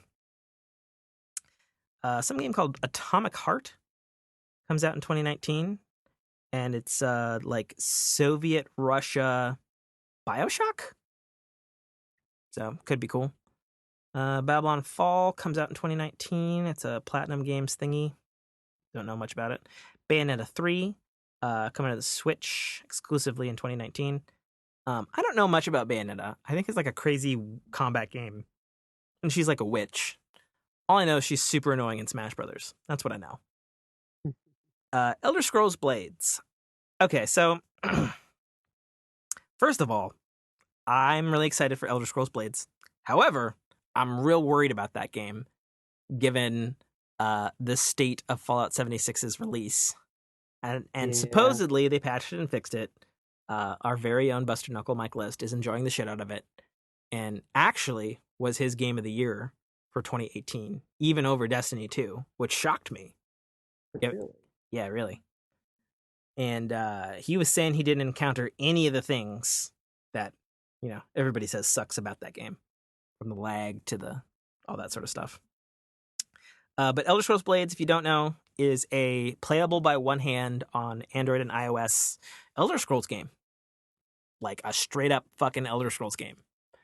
And it looks beautiful. They showed it at an Apple conference last summer. Looks beautiful, looks awesome, really cool. Also being made by the primary Bethesda Studios and not like a sub studio, unlike Fallout 76. But my problem with it being delayed, because it was supposed to come out December 20th of 2018. My problem with it being delayed is it makes me kind of wonder about the quality of that game, perhaps, given that Fallout 76 missed every QA certification you could possibly throw at it, So I wonder when we'll see that game. That's my kind of thought about it. And for all I know, it could surprise drop tomorrow. I don't know. But I'm looking forward to it, and I hope it's good. That's all I got to say about that one. Biomutant is coming sometime in 2019, and everybody talks about this as like an insane, like genetic experiment, tropical island version of Fallout.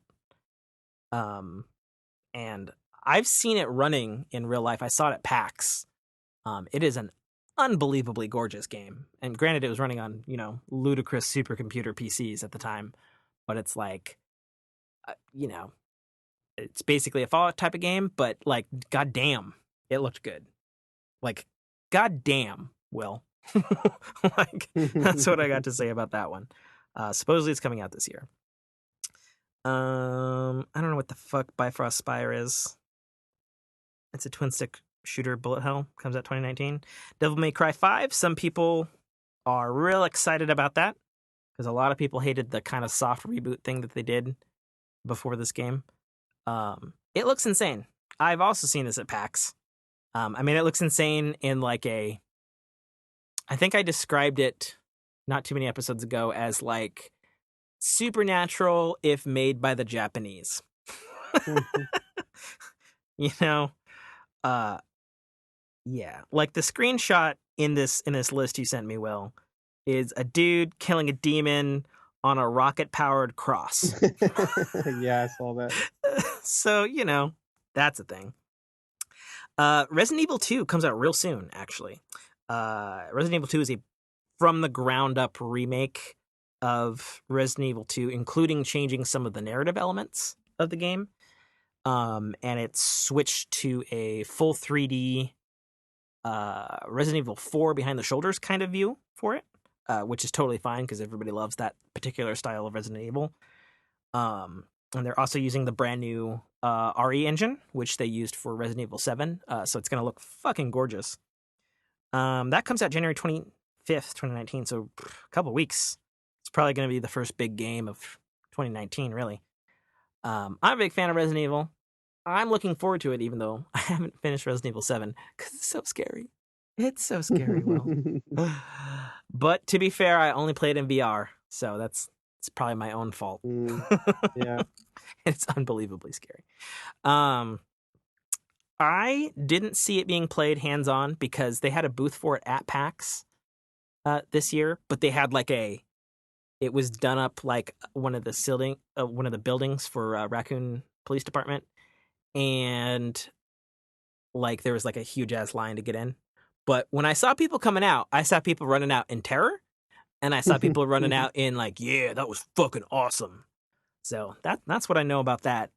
So all things look good for that remake. Something called Code Vein comes out in 2019.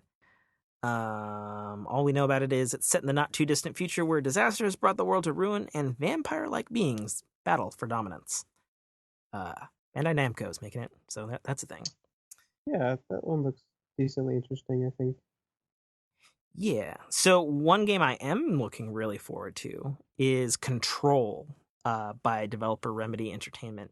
Coming sometime in 2019, probably winter, because Remedy is a fantastic studio, but if one thing they're known for is delaying the fuck out of their games multiple years at a time.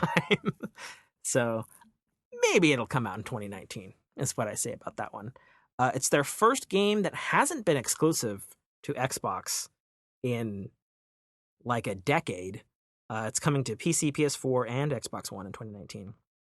If you haven't seen it, it's a psychedelic third-person shooter where you're in a secretive agency in New York is invaded by an otherworldly threat, and you become its new director, struggling to regain, quote, control. And like different rooms of this building are like in different dimensions. And it basically looks like Inception the game in the best possible way. And it's Remedy, so creators of Max Payne, Alan Wake, and the criminally underrated Quantum Break, all of which are third-person shooter type games. So, sticking to what they know better than anybody else. So, it's gonna be good. I mean, there's no doubt. Like, their games don't suck. So, that's a thing. Okay, so this is one I'm hyper excited for because I am a Metroidvania fan like none other. Bloodstained Ritual of the Night by developer Artplay. So, what the fuck is Bloodstained Ritual of the Night, you might ask, if you don't know. Do you know, Kona? I do not. Okay, so essentially, it is a Metroidvania game, so the elements of Super Metroid mixed with Castlevania, made by a team of all ex-Castlevania developers, because they shut down their handheld division because Konami is a bunch of fucking assholes. And they're like, you know what? We're going to keep making kick-ass Castlevania games. We'll just call it something different. And so that's what Bloodstained Ritual of the Night is. It's the spiritual successor to the best Castlevania games, best 2D Castlevania games. Let me emphasize that. And it's coming out this year for everything under the sun. So it's hopefully everything we want it to be. Twin Mirror, new game coming from Dontod Entertainment, coming the first quarter of 2019, is a psychological thriller that's wrapped around an investigation where your memories, choices, and relationships will determine Sam's complicated fate. As he comes to terms with heartbreak, homecoming, and the perpetual struggle of adulthood, Sam will need your help exploring a dark and emotional adventure where the line between truth and deception is blurred. Yeah, I don't know. I don't know why I'm reading every fucking one on this list. I'm just gonna fucking hit it faster. Wasteland 3, 2019. Crackdown 3, February 15th, 2019. I have no idea how this game is gonna be because it has switched developers 3 times. But it's coming out, so that's a thing. Big fan of the first Crackdown. Crackdown 2 is terrible. We will see. There's like a curse with Crackdown, man. Like, I don't know what it is. Because Crackdown 2 had its development studio switched as well, and it didn't go well. So, yeah, that's a thing. We'll see. I don't know. We'll see. Days Gone, Sony exclusive game. I'm not excited to play another zombie game. However, I will give Days Gone the benefit of the doubt because it is from a studio that I am very fond of, Bend Studio, just south of me in Bend, Oregon, actually. And they've made a ton of great games for Sony in the past. And this is like their first game in like 8 years. So I'm hoping they haven't just had like shitty studio troubles for 8 years. So it's basically The Walking Dead meets fucking Sons of Anarchy and 28 Days Later. That's what the game is. Okay. Looks good. Coming from Sony owned studio, so they've got the resources to make it good. It's just, it's just been being talked about for the last 4 years, so who knows? Game called Disco Elysium, coming out on PC, Generation 0. Coming out in 2019. This is one game I have seen. So this game, Dreams by Media Molecules, you may know them as the makers of Little Big Planet, is finally coming out in 2019. If you don't know what this game is, Will, basically, like, imagine a thing where you can sculpt something and turn it into a playable video game. Like, anything you want. Like, literally anything you can imagine, you can make into a video game. I know that sounds kind of weird and airy-fairy, but it's like it uses the move controller, so you can like sculpt something out of like 3D clay and like tell Okay. it to be like a character and like set the genre of your game, and you could like make literally whatever you want. Hmm. Yeah. So we'll see. They've been working on this game. They have not released a game on PlayStation 4 this generation. You know, Little Big Planet 3 was a long ass time ago. Yeah. So they've been working on this game a long ass time. Everybody's like, it probably doesn't exist. I have seen it being played and people sculpting shit and making it work in real life at PAX. People were having a real fun time with it. So it really exists. I just imagine maybe making the game that makes a game was probably a little complicated, which is probably why Yeah. it's taken a long time. But it is the type of game that Media Molecule makes, so it's just like Little Big Planet, but in full 3D and anything you could possibly imagine. I watch people playing a shooting game. I watch people playing a platformer. I watch people playing a horror game. I watch other people sculpting like a character thing that then came to life on screen somehow. I don't know how that works exactly. Yeah. I don't know. I don't know how to describe it other than it's just the most ambitious thing you could possibly think of. A thing that can make anything. Yeah. That's up there. Yeah. Some game called Greedfall coming in 2019. I don't know. Another game called I don't know. Indivisible coming in 2019. Dying Light 2. I So, would like to. did you ever play Dying Light? I did not. You're just trying to get hyped. Yeah. I may try this one out. I don't know. Okay, so let me ask you this. You like RPGs, right? Oh yeah. You like first-person games, right? I like third person more, but I can do it. Okay. Do you like zombie games? Kinda, yeah. Okay. I can dig it. Well, I'm a big fan of the original Dying Light, which insanely was supported for like 5 years with contents and updates. Mm-hmm. Since it came out like 5 years ago. In fact, their last update was a fucking Battle Royale update, if you can believe it. Haven't played it. Wow. I heard it wasn't good, unfortunately. Oh, okay. But Dying Light 2 is coming from the same developer, Techland. Probably coming, I would imagine, probably October 2019, given the fact it's a horror game. The big difference with this one, though, from the first one, is your political standing and choices with the actual NPCs completely change the city that you're battling the zombies in. And like they gave an example of like, oh, you chose to rescue the water plant over the power plant. So now your city doesn't have power, but your citizens have clean water to drink. But now they're also cold. And like then that affects the way this city is fortified and like all this other sort of stuff. And everything I'm talking about is brand new mechanics. This is not things that were in the original game, because the original game was basically zombies meets Mirror's Edge meets Fallout in a great way.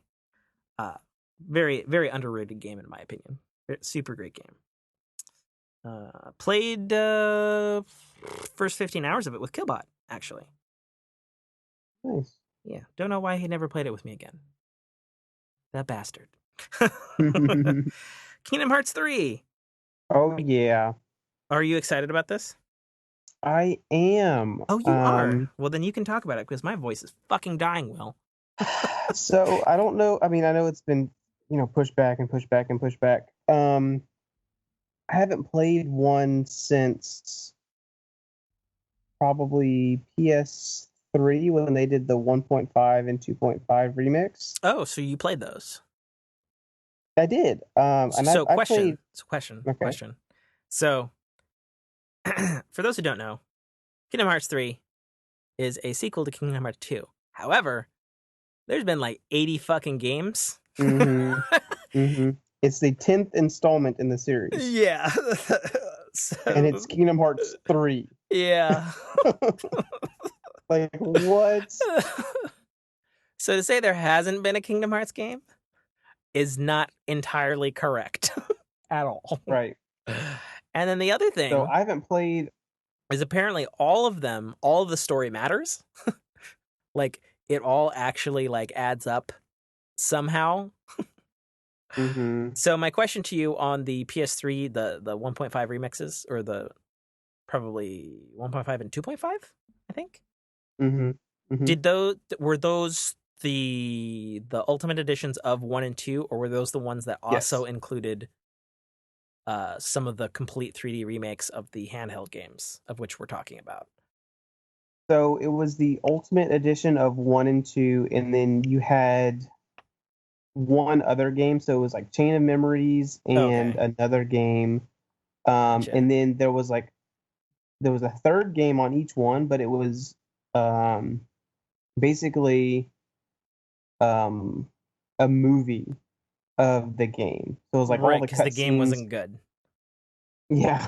Yeah. So it's been so long, and so that's like 6 out of the 9 that have been out. Yeah. Um, so I was watching some I'm gonna tell. streamers on Twitch, Yeah, and I'm gonna tell you right now. You're gonna need to watch about 6 hours worth of recap videos mm-hmm, from yeah, multiple sources to be ready for 3. mm-hmm. So I was watching Professor Broman. He was playing Mhm. 2.5 remix I think last week, Yeah, and I was watching it a little bit, and I'm just like, oh my gosh, like I am so. It's been behind. so long, you know. Yeah, and there was like a little chapter prequel sequel to 3 in Mm-hmm. it that I guess Mm-hmm. is necessary to get the whole fucking picture. It's ridiculous. I don't understand Uh, how. Like, I understand why people love the game because I played 1 and 2 on the mm-hmm. PS2. I get it. The games are great. Mm-hmm. However, I don't know how anybody fucking follows the fucking storyline. Yeah. It's ridiculous. Yeah. All I mean, you I oh. love it. I love the Final Fantasy mixed with the Disney. Like Mhm. that's like. Have you ever had like here in Georgia? There's a place called the Vortex Burger, and they have like Oh. the Elvis Presley, which is like it's a burger Oh. with like it's a burger and peanut butter and banana. That sounds stupid. Yeah, and it's you're like this sound. There's no way. I've never had it, but people who eat it, they're like, "Oh, this is the freaking best burger." That's what Kingdom Hearts is. It's like you mixed Final Fantasy with like Disney. Like sounds freaking stupid, but you play it and you're like, "Oh my god, this game's amazing." Yeah.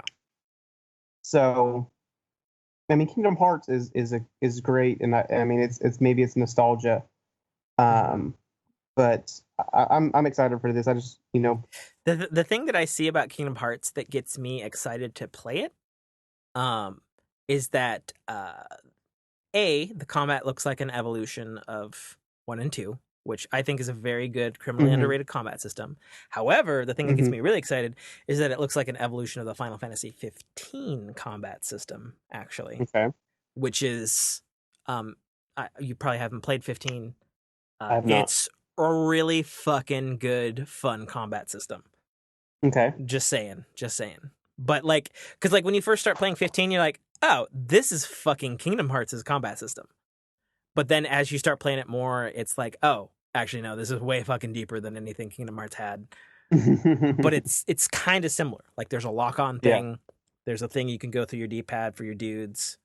You know, it's kind of similar in that sense. And gotcha. obviously, it is made by the same developer, different team within the same developer, but hmm you know, you can like really feel that its real time combat system was inspired by Kingdom Hearts. And Okay. everything I've seen about the way the menus work and stuff, and I'm like, mm, they're taking the things that worked really well from 15, Gotcha. which is totally okay because 15 took the things that worked from 1 and 2.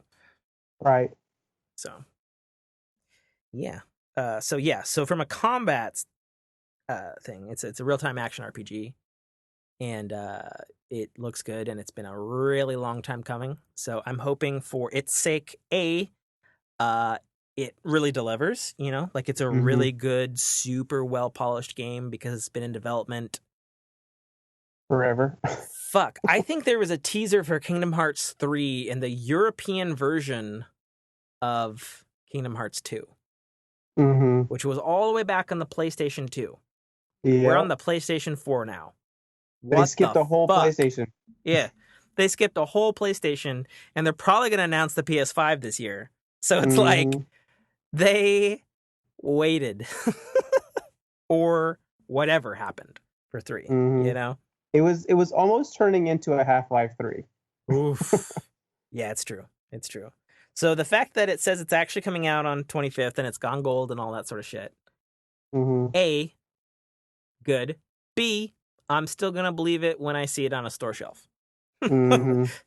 Because lest we forget, Final Fantasy 15 was going to come out in like the end of October, and then it got delayed all the way to the end of November, and it was like a last minute delay. It was a huge deal.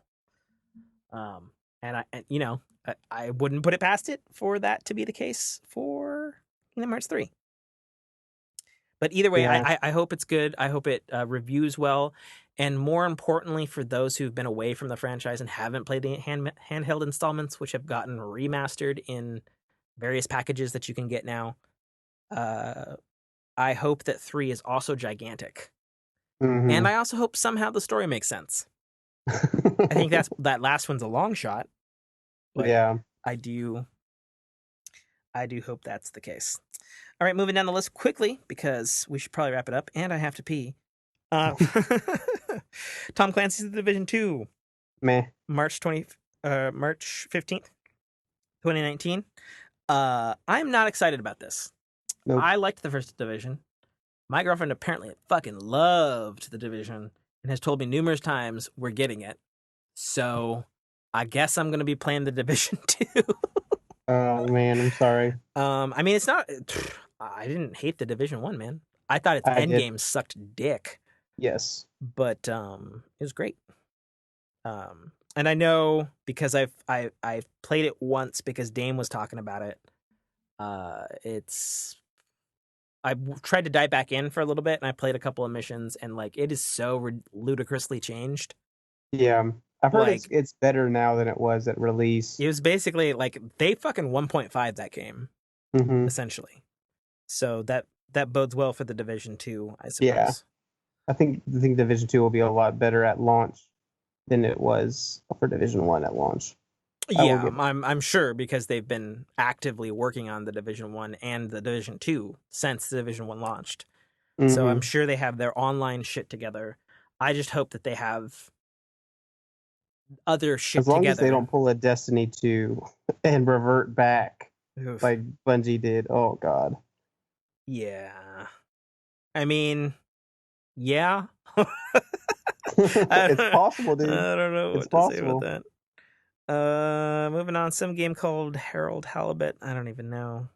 Oh yes, I definitely want to. I'm just kidding. Junkyard Simulator. You play as an owner of a scrapyard, trying to create the largest junkyard in the area. What the fuck? Okay, sure. Far Cry New Dawn. I'm actually looking forward to this because it looks fucking awesome. I don't know.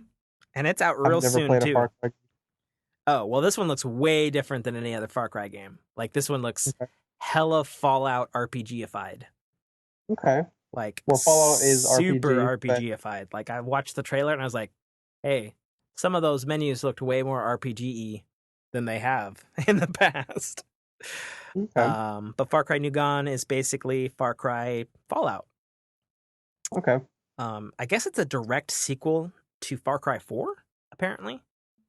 Because I guess, spoiler alert, because they show it in the fucking trailer anyway. End of Far Cry 4, you lose, and the United States enters a thermonuclear apocalypse. And so this is after that. Okay. And all hell breaks loose. It's out real soon, February 15th, 2019.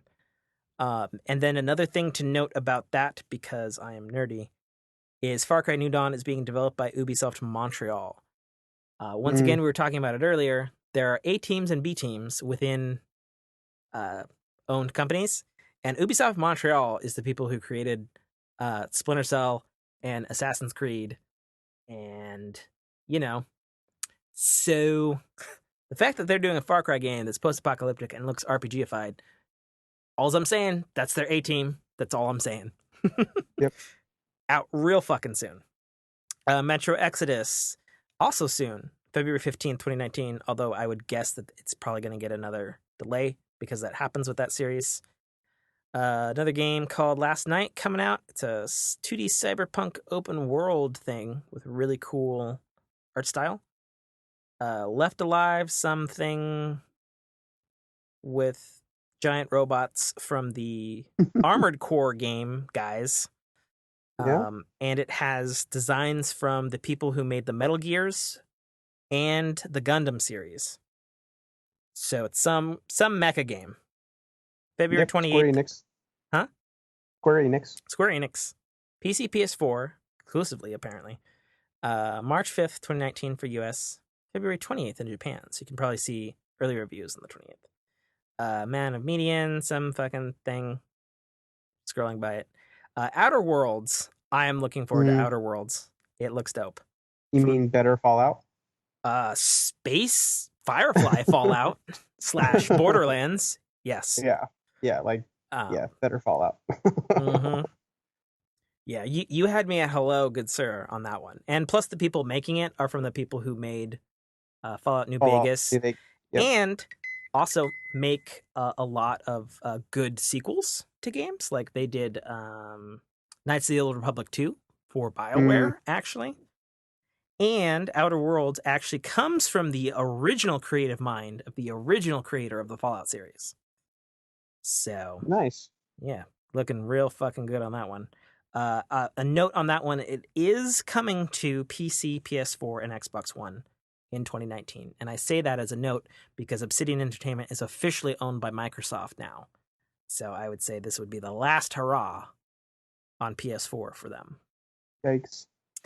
I would anticipate 2020.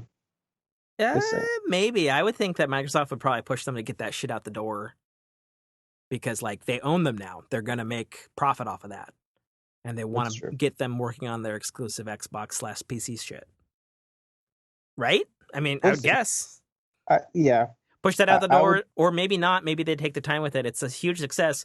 Outer Worlds 2, exclusive to Xbox. Probably. I anticipate that they want to make sure that that game is good to go. Oh, yeah, agreed. It'll be late this year, early next year, would be my bet. But that's just my opinion.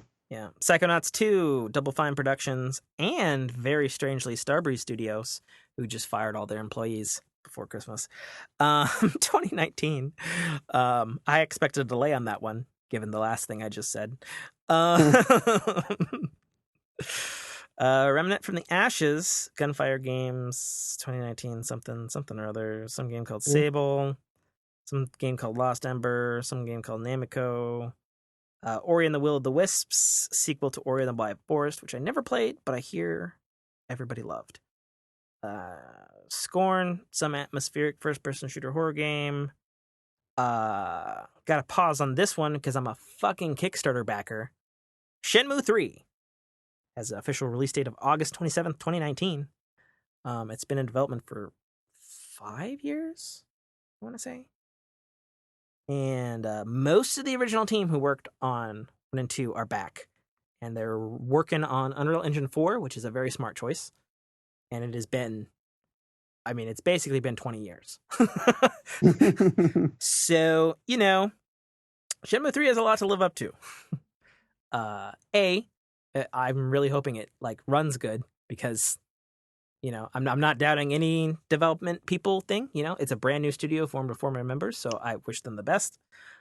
Full disclosure, I'm a goddamn backer of the thing. I paid the full Monty for that thing, so I will be getting my copy probably earlier than everybody else, I would imagine. Broke Kickstarter history, raising $6 million in 8 hours. Wow. So people want this fucking game. I know I do too. But yeah, it's a thing. It is indeed a thing. And I hope it's good. I am sad it's not coming to Switch, however. I know I Yeah. kickstarted the PS4 version, and it's kind of odd that it says PC PS4 on here. I could have swore there's an Xbox version, but maybe that got canceled. I don't know. I haven't been looking at my Kickstarter data as they've been keeping me in the development update. I just sort of stopped looking at it after a couple of years because I knew it was going to be a while. Yeah. So maybe that has something to do with getting more backing from Sony. Probably so. Game called Stormland, which I would be excited about, but it's exclusive to PC/Oculus VR. It's being made by Insomniac Games, who made this year's Spider-Man. Fantastic developer, and it looks like if anybody can figure out how to make a fucking kick-ass VR game, it's Insomniac. That's all I'm saying. If they fucking made the holy grail of Spider-Man video games, they can figure out how to make some kick-ass VR game. That's all I'm saying. All I'm saying, something called Necrobarista. What the fuck? I didn't read that before.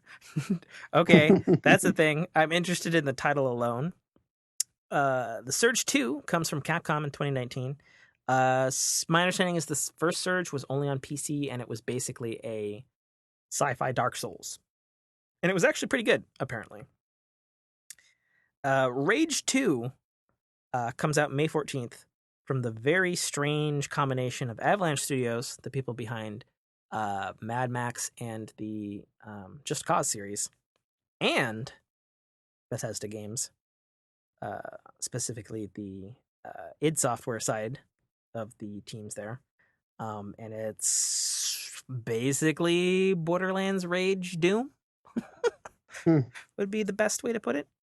I'm not excited about this, but every time I see a trailer, I get a little more excited for it. Like, it looks like a fucking fuck ton of fun. Full multiplayer cooperative, all that shit. So we'll see. I literally can't believe what I'm reading right now, but there's going to be a new Toe Jam and Earl game. I played Toe Jam and Earl back on the Genesis. I'm a Genesis child, and they're making a new game, and it's coming out apparently March 1st, 2019. Very strangely, from Adult Swim Games. I don't even know. Get your wallet out, folks. Yeah, I guess. Some game called Tunic, some game called Plague Tale. Pray for the Gods. Ooh, I can talk about this. I've played it. It exists. If you don't know, Pray for the Gods is a game that's being made by 6 people. I met all 6 of them. They are awesome people. And it is a spiritual successor to Shadow of the Colossus, which is one of my favorite games of all time. And the trick about this game that nobody knows until you play it is it's also full, complete open world, just like Breath of the Wild. Like, you can climb anything, fly anywhere, grapple hook anywhere, the whole 9 yards. And it's got a survival mechanic. Also, kind of like Breath of the Wild, a little bit more extreme. Like, you got to manage your heat and temperature and stuff, but nothing ridiculous. Like, it's manageable. I've played it, and they also have the official endorsement from the original team members of Shadow of the Colossus to make this game and not sue them. So, because it's basically Shadow of the Colossus 2 that never got made because that team fell apart. Yeah, it's fun. It's good. It's coming to everything under the sun with the exception of Switch. I specifically asked about the Switch version at PAX, and they said they would fucking love to do it. We are 6 people. We're so tired. That was literally their answer. That was literally their answer. It's coming to Mac too, which is pretty interesting. Yeah. So it's being built on Unity, which is a cross-platform engine. One of the more popular ones below Unreal Engine 4. So, and I asked them because Unity does run on Switch, and they were like, yeah, we have a dev kit.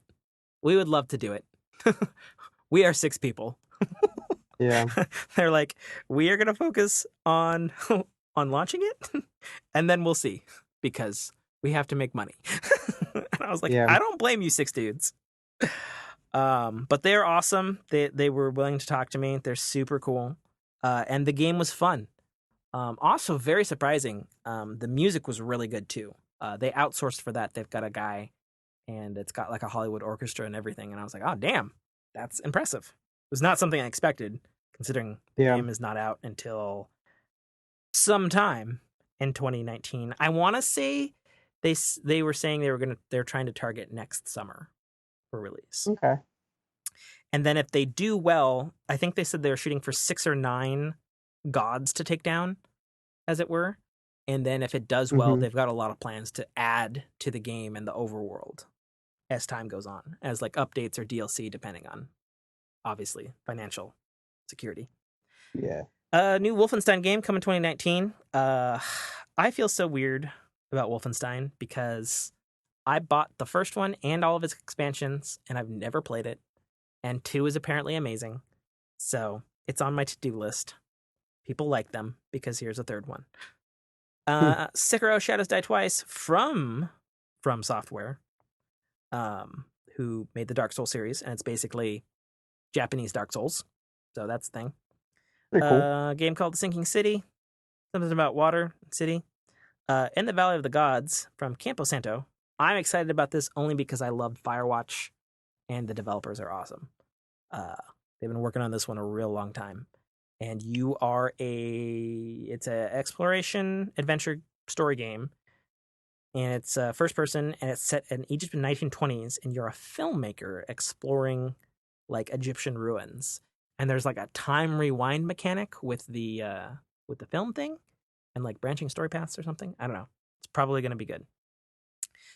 Game Skull and Bones, basically completely jacked up Sea of Thieves from Ubisoft. Better Sea of Thieves. At the very least, playable on PlayStation 4. I won't say better because Sea of Thieves is a dream. It looks like what Black Flag should have been. I see. Did you play Black Flag? Yes. Yeah, it is definitely of that ilk. That is for sure. Yeah. Brand new Fire Emblem 3 Houses coming to Nintendo Switch. A proper Fire Emblem. Fire Emblem games are great, popular. People like them, and yeah, that's what I got to say about that. Oh my god, that's the end of the list. Yep. So, yeah, that's what you are welcome for that list, by the way. Yes, thank you. It was very good. I'm glad we have it. Post it in the Discord if anybody wants to look at it under the video games section. Yeah, indeed. So that brings us to the end of the show. Once again, big thanks to my good friend Will Walter, aka Kono_20. Thank you for having me. Who I've known for how long is this now? Gosh, 4 years? 2014. So 4 years. Yeah. 4 Yeah. 4 to 5-ish years. Yeah, it's a long time, man. It is a really long First time I've been on the podcast in 4.5 years. So I know. And you were once a voice in the early days of the Agents of the Nine, a Destiny podcast. Yes. Way back then. Way back in those days. It's good to have you on, and I appreciate the pitch hit as well. You're welcome. Oh, yeah, You're welcome on anytime, man. Anytime. Thanks, man. Yeah. Thanks. Of course, you can find all of our stuff at www.dynamicworksproductions.com. You can check out our Twitter at GetForkPod. And the first pinned tweet up there contains the link to the Discord where we've all been talking about and rolling dice and all kinds of shenanigans. You can catch Pokemon in it now. I don't know what that's about. It's a thing now. I don't know what's happening. And yeah, shoot us an email at the Forking Area Podcast at gmail.com if you want questions, comments, or concerns right on the air, or tweet at us. I don't care. Or Discord me. I also don't care. I'm your host, as always, author, podcaster, gamer, Tim K. Trotter. Signing off for the first episode of 2019. Is there anything you would specifically like to pimp, or would you just like to bow out gracefully? No, I'm gonna play it cool. I'm just gonna bow out. Okay. Well, another big hand to Will the Troll Walter. Kono rocketing his way to success. And with that, get forked, everybody. And because Mike's not here, Kono, you have to yell like with pizzazz, Shazam. Shazam! There you go. Okay. And be out. Thank you for listening to a Dynamic Works production podcast. You can find our podcast at www.dynamicworksproductions.com. Feel free to email us at dynamicworks@mac.com.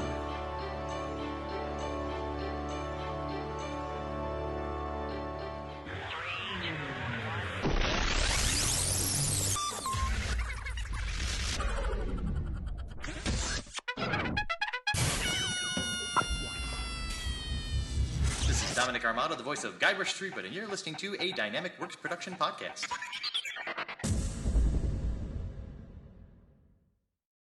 The Citadel, Arrival, is the first installment in a series of epic science fiction short stories reminiscent of the Pulp Fiction style. It's a fast-paced story that will take you through twists and turns that you will not expect, until they are thrust upon you with all the force, excitement, and chaos of a plasma cannon blast. The story follows Katarl, a nobody cog in the working wheels of a futuristic society run completely by Megacorp, a corporation that carefully runs and manages the lives of the people living under its sphere of power. On one of Katarl's few and far between days off from work, an outing he had hoped would be fun and relaxing turns into an explosive adventure that drags him kicking and screaming into situations and challenges that will make him question every aspect of his life. Watch this colorful tapestry unfurl as Katarl and his newfound allies find their way through this classic, yet oddly surprising tale of good and evil, where nothing is quite what it appears to be. That's The Citadel, Arrival, by author Tim K. Trotter, available right now on Amazon Kindle Store and iTunes iBookstore for only $2.99.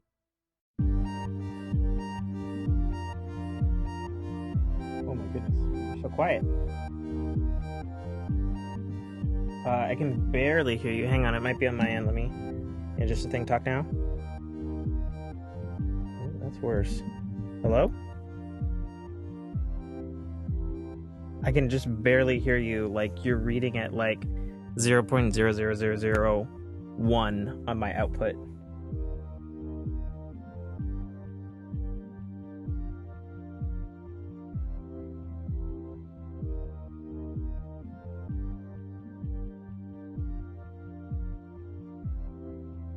No, I mean, it's like a little tiny bit better, but I'm talking like you're not even reading on my meter. Like, it's so quiet.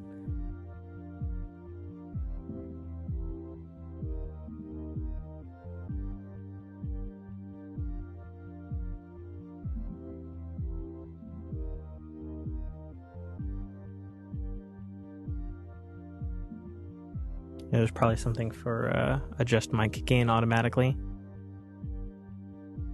I can't remember. Did you say you were on Windows or Mac? Okay. It also might be a thing internally on your control panel. Didn't we have this problem when we were setting up for Nightmare at Hollow Grove High? No. Hi. It got a little bit better right there. Keep talking.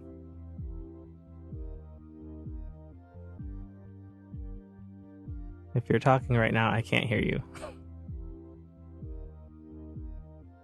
You're Hello? talking. Oh, I heard a hello. It's super quiet. It's a little bit louder than it was, but it's not great.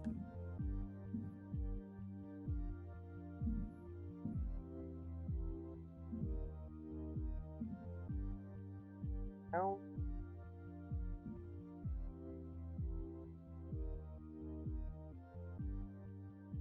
I heard, so I found, and then nothing after that.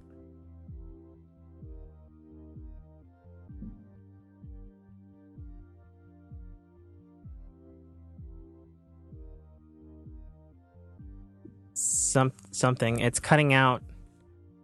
Like I hear the first couple of words, and then I know there's more words, but it cuts it off, and not like a quiet cuts it off, like it's completely dead.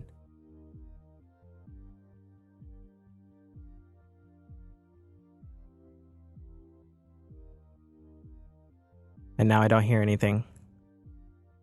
I can hear like some like white noise hiss of like a microphone when it's like turned up, but I don't hear. I just heard like a mic bump. Okay, what about now? Oh, there you go. Okay, hold on. So I'll explain this to you. Maybe you can help me. Okay. So I found a jack Mm-hmm. that has a splitter for audio and or like for like headphone and microphone. Mm-hmm. And the other end you can put in a headset, like a like a like a like a like a headphone jack. And so it's like a converter adapter.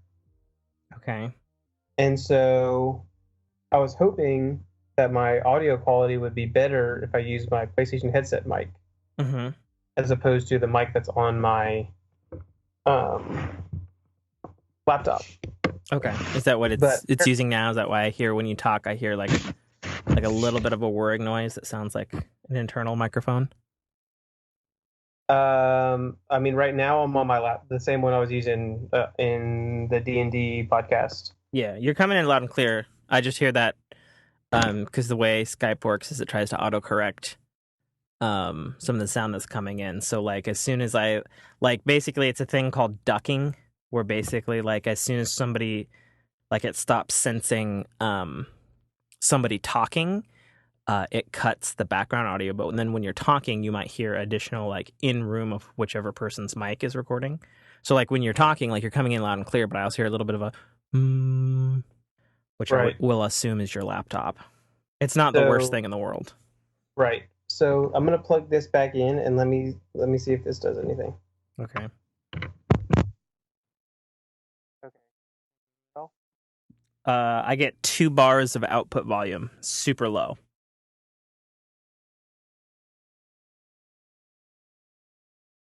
Okay, so let me. You know what, dude? Just you got your phone next to you? yes. Shoot me some pictures of these cables, the cable ends, like what we're dealing with here. Okay.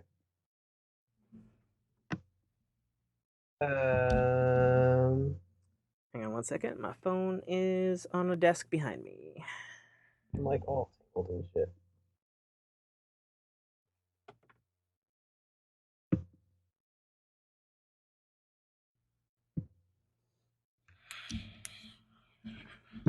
All right, I'm back.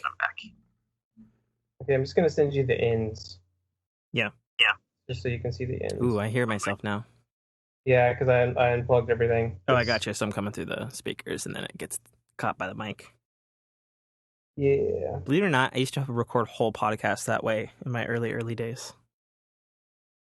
But thankfully, I had a 2007 MacBook Pro at the time, and it had awesome like noise cancellation. Like it worked out really well. Like a lot of people didn't know that I recorded so shittily. So I sent that over. Is there a way to like detect a microphone or like install like? Okay, so I'm seeing a PC microphone cord, which is the red and the green. Yeah, it's like pink and green. Yeah. Yeah. And so that's one And then the cable, other correct? end, put in like a headphone jack or like. Yeah. Oh, you know what? Hold on. What? Can you take also a shot of the side of the Vio? Like the ports?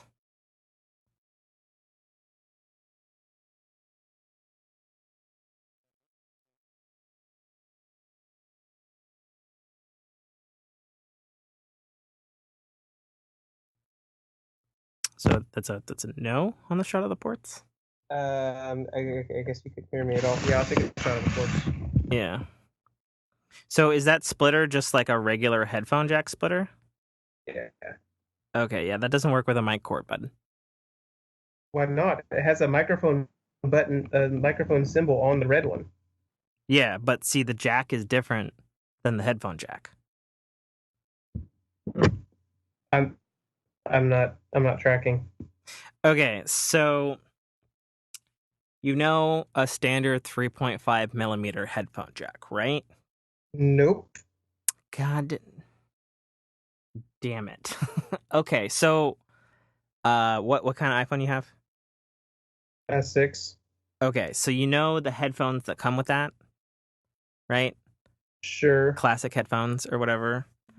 That headphone essentially has two, like when you look at the end of it, it'll have two black lines on the jack, and that's for like left and right audio.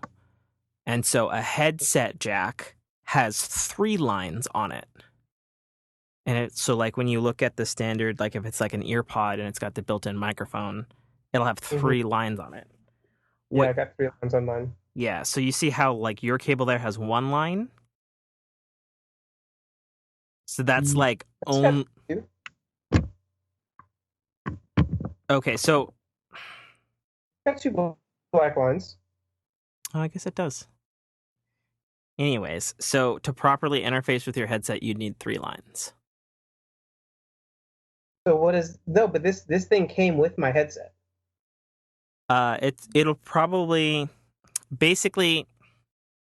My understanding is a single line will be a single like recording line, but you wouldn't be able to hear. Okay. Then you need two more lines for left and right audio. So a 3.5 millimeter jack that supports a headset that has, like it's got a boom mic, and then you've got like two speakers over your ears, will have three lines on it. Mm-hmm. But why did this thing come with my mic and then like the little pamphlet instructions that came with it said like to do exactly what I'm doing? I don't know. Do you got a picture of the ports? I just sent you a picture of the ports. Oh.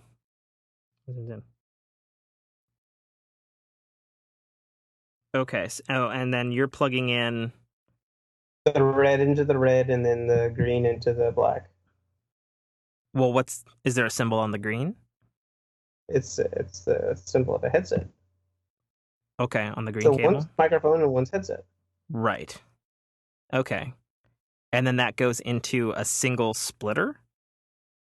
Yeah. The other end, which is that black in that first picture. Okay. And then I plug my headset mic or my headset, like the one that plugs into the PlayStation, into that black piece. Uh-huh. So where do you plug in to your PlayStation? Do you plug into the controller?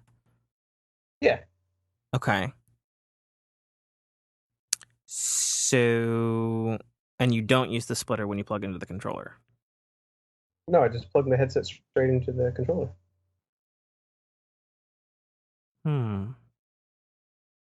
So I'm saying I don't know why this doesn't work. I understand. But I'm saying, so is there okay, a way let me ask to you this. detect So this microphone?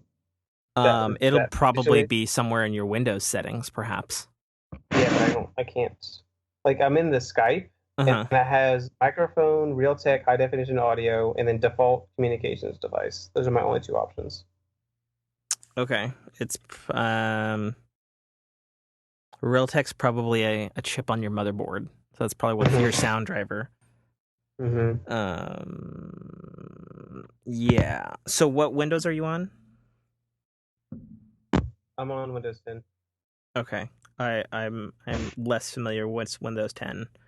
Because on Windows 7, you'd go into your computer preferences and you'd find device settings. And then somewhere in there would be microphones and audio. And there'd be like a bunch of knobs and checkboxes and shit you can play around with for microphones. Yeah, the only thing that I can find, I just typed in microphone into Cortana, and it says microphone setup, and I go to this thing, and it says speech language, text to speech, microphone, set up your mic for speech recognition, and then related settings, speech, inking, and typing privacy settings. That's all I got. None of those are helpful. I know. I mean, you still have a control panel on Windows 10, right? Yeah, I got a control panel. Okay. Do you have an audio area in that thing? Because it should be under that, or at least it was under 7.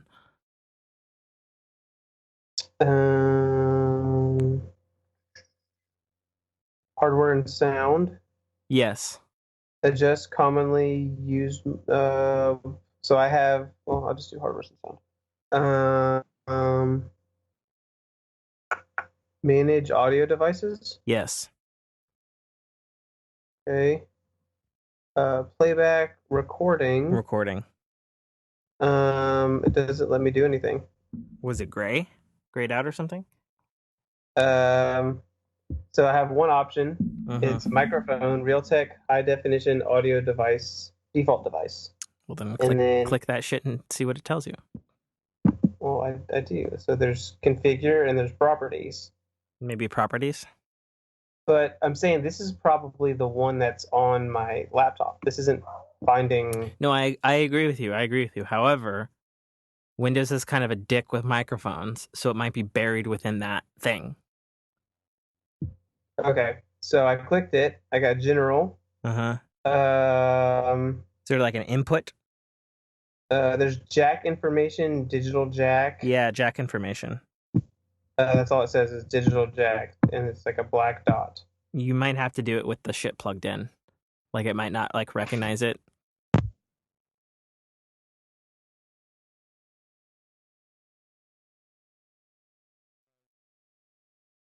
I can hear you 1 bar of audio, which is like 0.1% out of 100.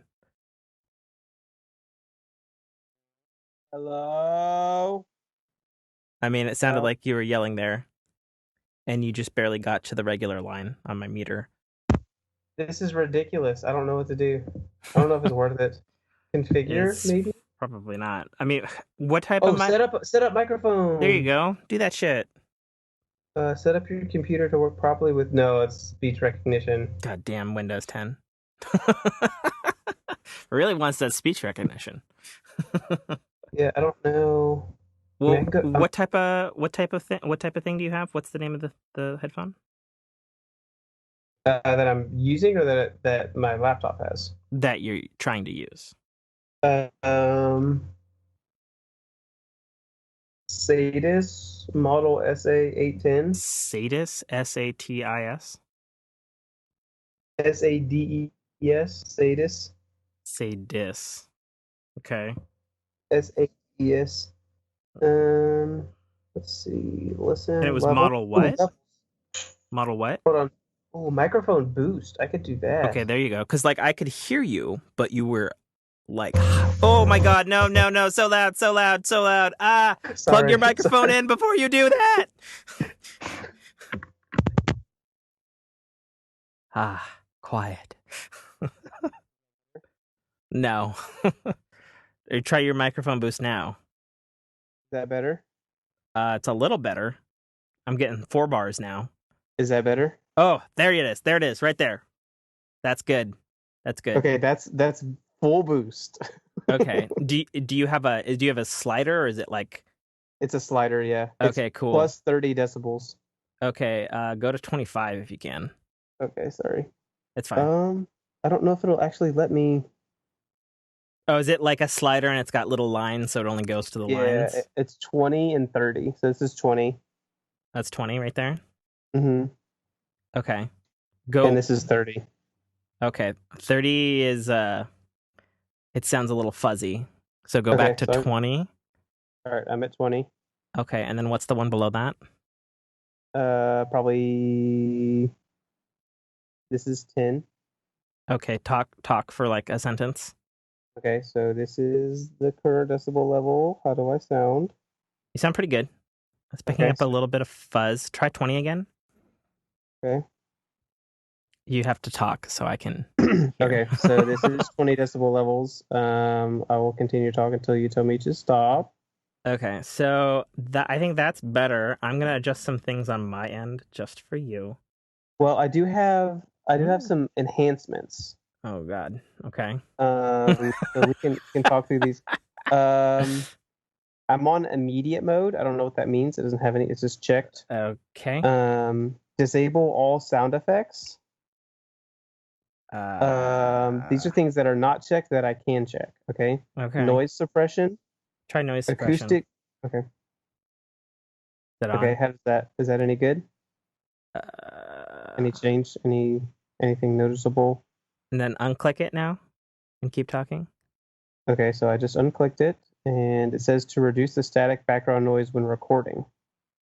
Click That's it probably again. good, right? Click it You probably again. want- I'm trying to listen. Okay, so to reduce the static background noise when recording.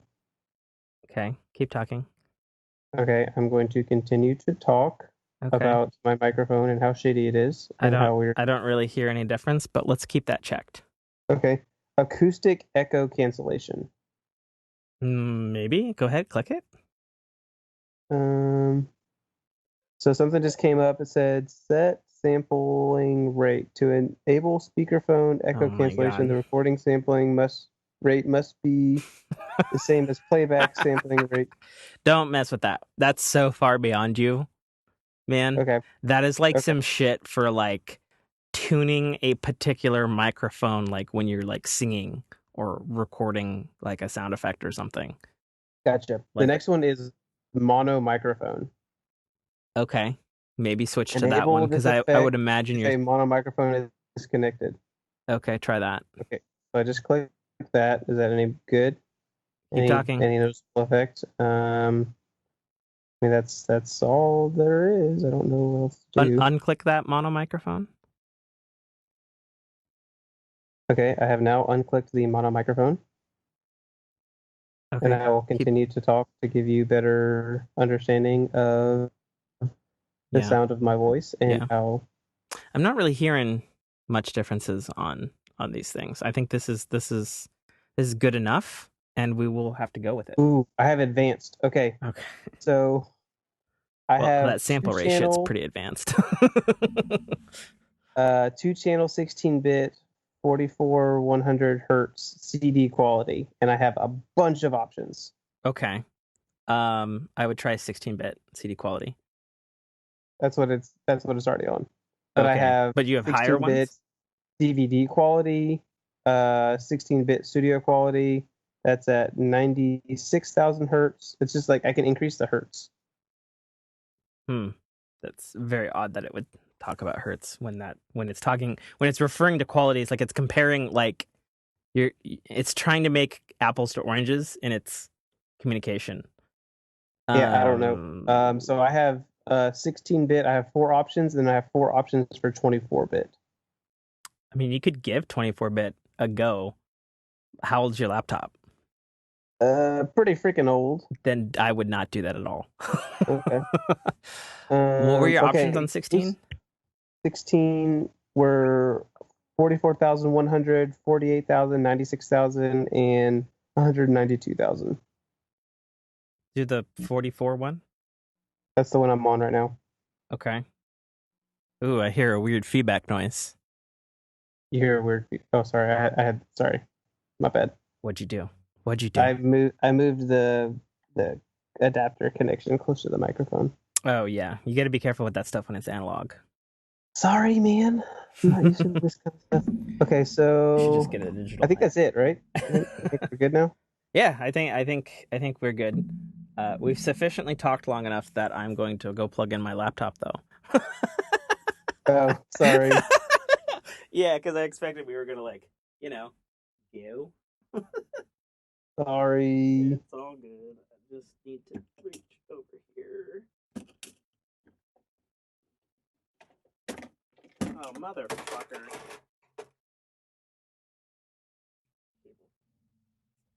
I hate cables, man.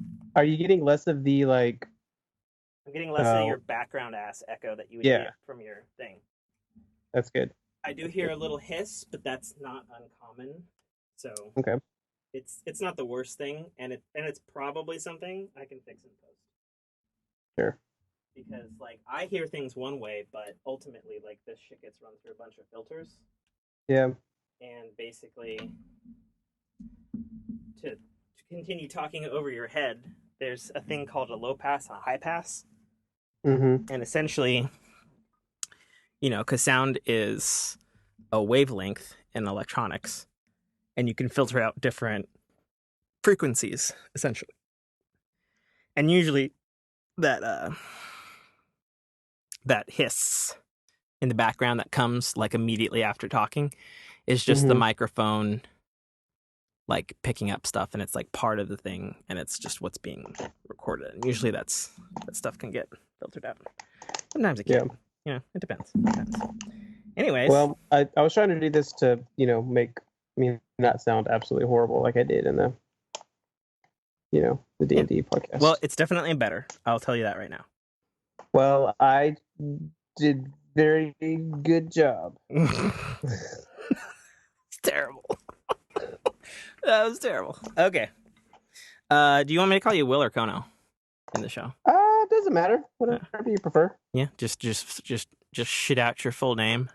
Just call me Buster Knuckle. That's honestly. Just confuse all of your listeners. Be so mad. He would be so mad. He'd be like, "Hey, fuck you doing?" Oh my god, that's terrible. All right, well let's kick this pig then. All right, you ready? Mhm. And I think, as I've told you before, I scream cut in because now I've got 24 minutes of audio that I'm gonna have to kill. Sorry. It's all good. All right, here we go.